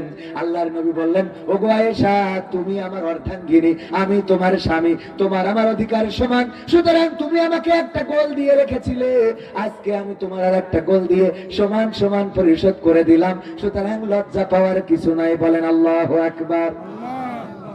এইগুলো করবেন। এখন শীতকাল, র্যাকেট খেলা। কি খেলা? স্ত্রীকে যদি বাড়ি পাঁচিল দিয়া থাকে তাহলে খেলে না, বাজানে মাঠের মধ্যে নিজে খেলেন। হ্যাঁ, মন থাকবে তো? এগুলো বাড়ি যদি পাঁচিল দিয়া থাকে, ঘেরা থাকে, যে বাইরে থেকে দেখা যাবে না, র্যাকেট খেলবেন। শীতকাল, গরমও লাগবে, খেলাও হবে, আন্তরিকতাও বাড়বে, নবীর সুন্নাত আদায় হবে। সুন্নাত, সুবহানাল্লাহ, আল্লাহ রাসূল সাল্লাল্লাহু আলাইহি ওয়াসাল্লামের সুন্নাত। আল্লাহর নবী বললেন, ওগো আমার সাহাবীরা, তোমরা তোমাদের স্ত্রীদের সাথে যখন মিলন করো, তখন আল্লাহ রাব্বুল আলামিন তোমাদের ইবাদত হিসাবে সওয়াব দেন। সুবহানাল্লাহ। সাহাবীরা বললেন, আল্লাহর নবী, এটা কেমন কথা? আমরা মিলন করলে সওয়াব হয়। আল্লাহর নবী বললেন, ওগো আমার সাহাবীরা, এই একই কাজটা যদি তোমাদের স্ত্রীদের বাইরে যে করো তাইলে গুনাহ আছে না নাই? গুনাহ আছে না নাই? গুনাহ আছে। সুতরাং যেই কাজ অন্য জায়গায় করলে গুনাহ হবে, সেই কাজ তার ঠিক জায়গায় করলে সওয়াব দিয়ে দিবেন আল্লাহ রাব্বুল আলামিন। বলেন সুবহানাল্লাহ। সুতরাং যুবকরা যারা বিয়ে করো নাই, এই শীতে অন্তত সওয়াবের আশায় হইলেও বিয়ে করে ফেলো। ঠিক না বে ঠিক? কালকে পাবনায় প্রশ্ন হতেছে, হুজুর হুজুর, আমি এইটে পড়ি, কিন্তু আমি মনে করি যে আমি বিয়ে উপযুক্ত হয়ে গেছি এবং আমার ইচ্ছাও হয়, কিন্তু আমি এইটে পড়ি, ছোট মানুষ, আব্বা বিয়ে দিতে চাই না। আমার আব্বা এই জায়গায় মাহফিলে আছে, আমিও আসেছি, আব্বাও এসেছে, আপনি একটু বলি দেন দিন। আমি বললাম, তোরা দুই বাপু স্টেজে আইবি, তোর আব্বা ডেকে নিয়ে স্টেজে আয়, তোর খালি প্রজেক্টর দিয়ে মহিলা প্যান্ডেলে মেয়ে খুঁজবে, খুঁজে বিয়ে পড়ায় দেখিয়ে তার বলো, কাবিনের টাকা না থাকলে আমার ওয়াজের টাকা দিয়ে যাবে। আয় খেলে যুবকদের বিয়ে সময় হয়ে গেলে বিয়ে দিয়ে দিবেন। তাদের বিয়ে দিলে অন্যায় কমবে। তারা অন্যায় যদি করে, এই অন্যায়ের ভাগ মা এবং বাবাকে নিতে হবে, মনে থাকবে। আবার মেয়েরাও বড় হয়ে গেলে মেয়েদেরকে বিয়ে দিবেন। যারা বলে প্রতিষ্ঠিত হইলে তারপর বিয়ে দেবো, দেখতে হবে আব্বা আসলে প্রতিষ্ঠিত হয়ে বিয়ে করিল না ওরা ঝোঁক লাগিয়ে বিয়ে করিল, এটাও দেখার দরকার আছে না নাই? দাদার সাথে কেমন করিছে, যে দাদার বলিস কিনা আব্বা বিয়ে দিতেই হবে আব্বা। হ্যাঁ, এগুলো তো যাই হোক। সম্মানিত ভাইয়েরা, রাত খালি শুধু টাইম চলেই যাচ্ছে। আপনাদের আন্তরিকতা আমাকে মুগ্ধ করেছে। প্রবাসীদের একটা সঙ্গীত শোনাতে বলেছে, শোনাবো? শোনাবো? শুনবেন? প্রবাসীদের সঙ্গীত। মা বোনদের আলোচনায় আর একটু করতে চাইছিলাম, যে আর একটু বলে দিই যেন মা বোনেরা কন্ট্রোলে থাকে। স্বামীর অকৃতজ্ঞ হওয়া যাবে, স্বামীর অকৃতজ্ঞ হবেন না। স্বামী যেটা দেয় কষ্ট করে দেয়। প্রবাসী সারাদিন পরিশ্রম করে, মাথার ঘাম পায়ে ফেলে, তারপরে কিছু টাকা পয়সা পাঠায়, হয়তো সেটা আপনার চাহিদা পূরণে অক্ষম বা চাহিদা পূরণ হচ্ছে না, তার অর্থ এই না যে আপনি তাকে তোমার বিদেশে থাকতে বলে কিনা, এ বলা যাবে না। বরং বলবেন, তুমি যা পাঠিয়েছো আলহামদুলিল্লাহ। অনেকেই তো এটাই পাঠাতে পারে না, ঠিক কিনা? অনেকেই তো এটাই দিতে পারে না, তুমি তো তাও দাও, শুকরিয়া তোমার। এটা বলবেন। একটা কাপড় কিনেছে, কাপড়টা আপনার খুব অপছন্দের, আপনি দেখেছেন যে কাপড়টা, কিন্তু স্বামী তো মনে বড় আশা করে কিনেছে, আমার স্ত্রীকে এটা নিয়ে পরাইলে ভালো লাগবে। হয়তো খারাপ হতে পারে, সুতো খারাপ, রং খারাপ, কালার খারাপ, হইতেই পারে। আপনি আনার পরে বলবেন, না বেশ চমৎকার হয়েছে, তোমার পছন্দ আছে, স্বামী খুশি হয়ে যায়, এটুকু করা যায়, এটুকু করবেন। আবার পুরুষদের আমার মা বোনেরা বলবে তো ওদের বলেন, ওরাও তো আমাদের যাই রান্দি কয়লাম নাই, যাই করি পছন্দ হয় না, ও বিলকিসের সাথে ফোন মারে, হ্যালো হ্যাঁ বিলকি কেমন আছো তুমি, হ্যাঁ। ওরে বাবা, বউ যদি কোনোভাবে অভিমান করি বাপের বাড়ি চলে যায়, কেউ বউ যদি অভিমান করে বাপের বাড়ি চলে যায়, ওই দিন হ্যাঁ বিলকি আজকে খুশির দিন, কি তা বউ বাপের বাড়ি, তোমার সাথে আজকে হবে, আরে শয়তান, আছে না নাই? আবার কিছু ওরাও আছে, তবে মাথায় রাখতে হবে উভয়ে ভালো হওয়া লাগবে। আপনি যদি নামাজি হন, স্ত্রী অটোমেটিক নামাজি হয়ে যাবে, ঠিক না বেঠিক? আপনি যদি বেনামাজি হন, স্ত্রীকে নামাজের তাগিদও দিতে পারবেন না।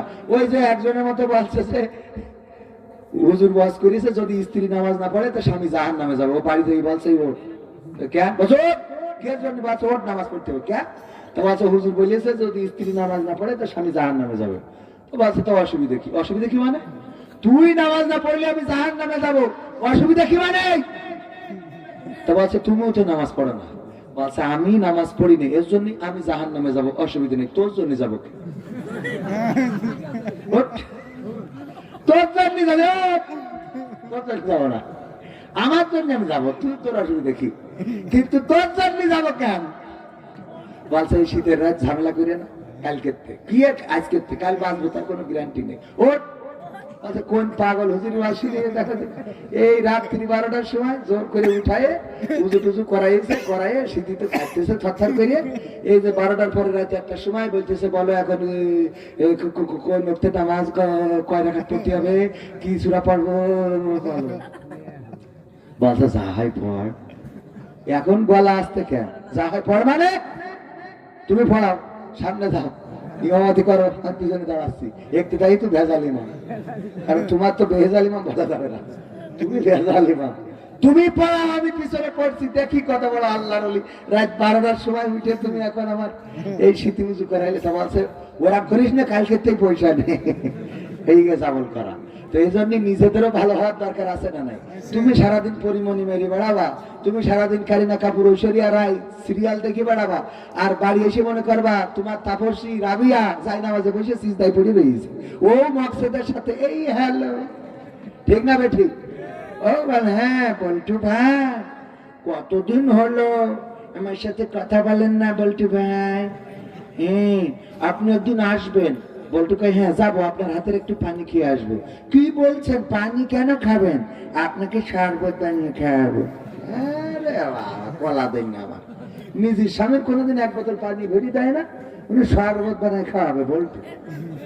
এর মধ্যে যদি স্বামী বিদেশ থেকে ফোন দেয়, অমনি ফোনটা কয় বল্টু ভাই একটু হোল্ডে থাকো,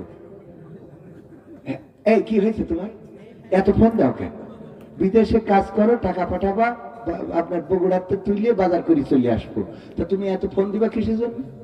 আরে পিন নাম্বারটা বলে দিলে তো হয়ে যায়, ইসলামী ব্যাংকে পিন বললেই থাকে, হ্যাঁ এত ফোন দিবা না, সময় নেই অসময় নেই খালি কল দেয়, বোর কাছে এত কল দিতে হয় কিসের জন্য, আমি হারাই যাচ্ছি লোক খাই ফেলাচ্ছে আমার। হ্যাঁ বল্টু ভাই ওই পাগলাটা ফোন দিয়েছিল, হ্যাঁ আপনি এই চুলের কুত্তা কাটি কোথা থেকে দিয়েছেন, অনেক নাইস লাগছে, আপনার গাঞ্জা খাওয়া দাঁতগুলো কি কালো, আছে না নাই? আমার বাংলাদেশের প্রবাসীদের গল্প বলি শোনো, এ গল্প তো কল্পনা নয়, তোমরা কি তা জানো ও ভাই, এ গল্প তো কল্পনা নয়, তোমরা কি তা জানো। আমার এই যে গানগুলো গাইছি এবং গাচ্ছি, এই গানের বই আমার ক্যামেরা পার্সনের কাছে আছে, ভিতরে যাবে, আপনারা চাইলে একটা করে সংগ্রহ করতে পারেন।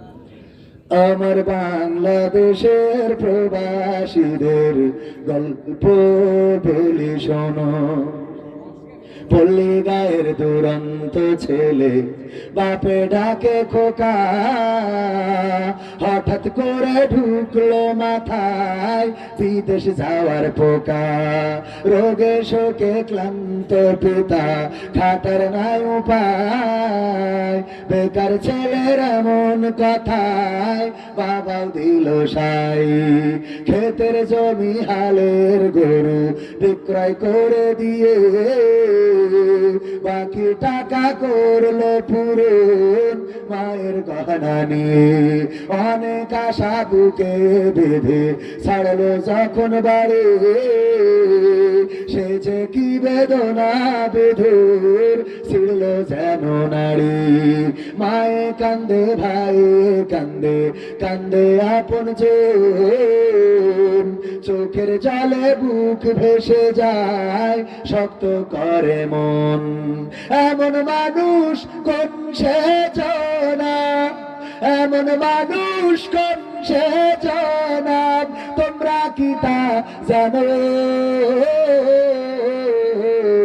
আমার বগুড়া জেলার প্রবাসীদের গল্প বলি শোনো, আমার শিবগঞ্জের প্রবাসীদের গল্প বলি শোনো। বিমানেতে বসে খোকা জানালারি পাশে নীল আকাশে তাকিয়ে দেখে মায়ের ছবি ভাসি।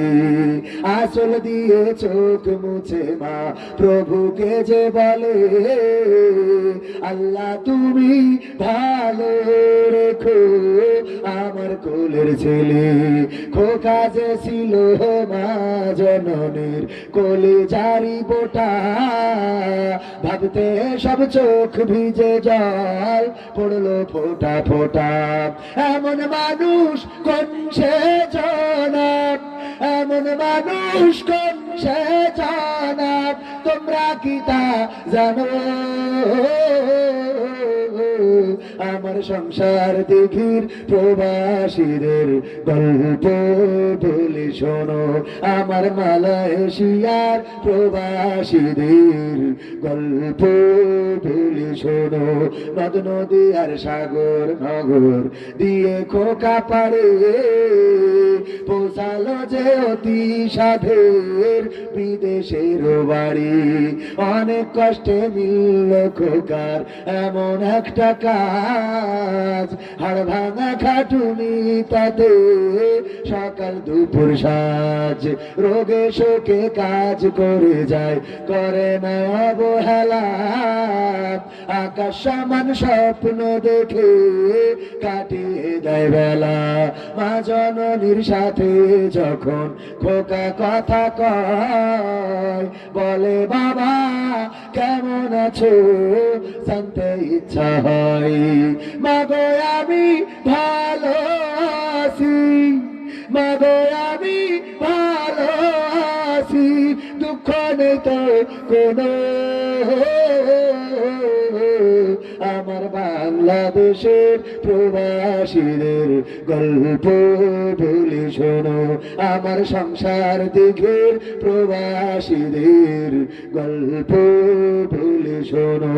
হঠাৎ করে বাবা বলে টাকার যে দরকার, তোর মায়েরই বড় অসুখ দেখাবো ডাক্তার।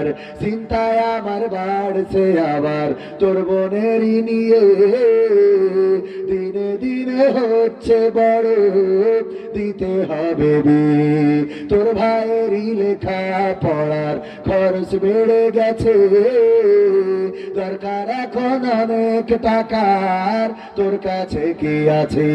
পাইনি বেতন এখনো খোকা, পকেটটা যে ফাঁকা, তবুও বলে দেব না বাবা, দেব আমি টাকা।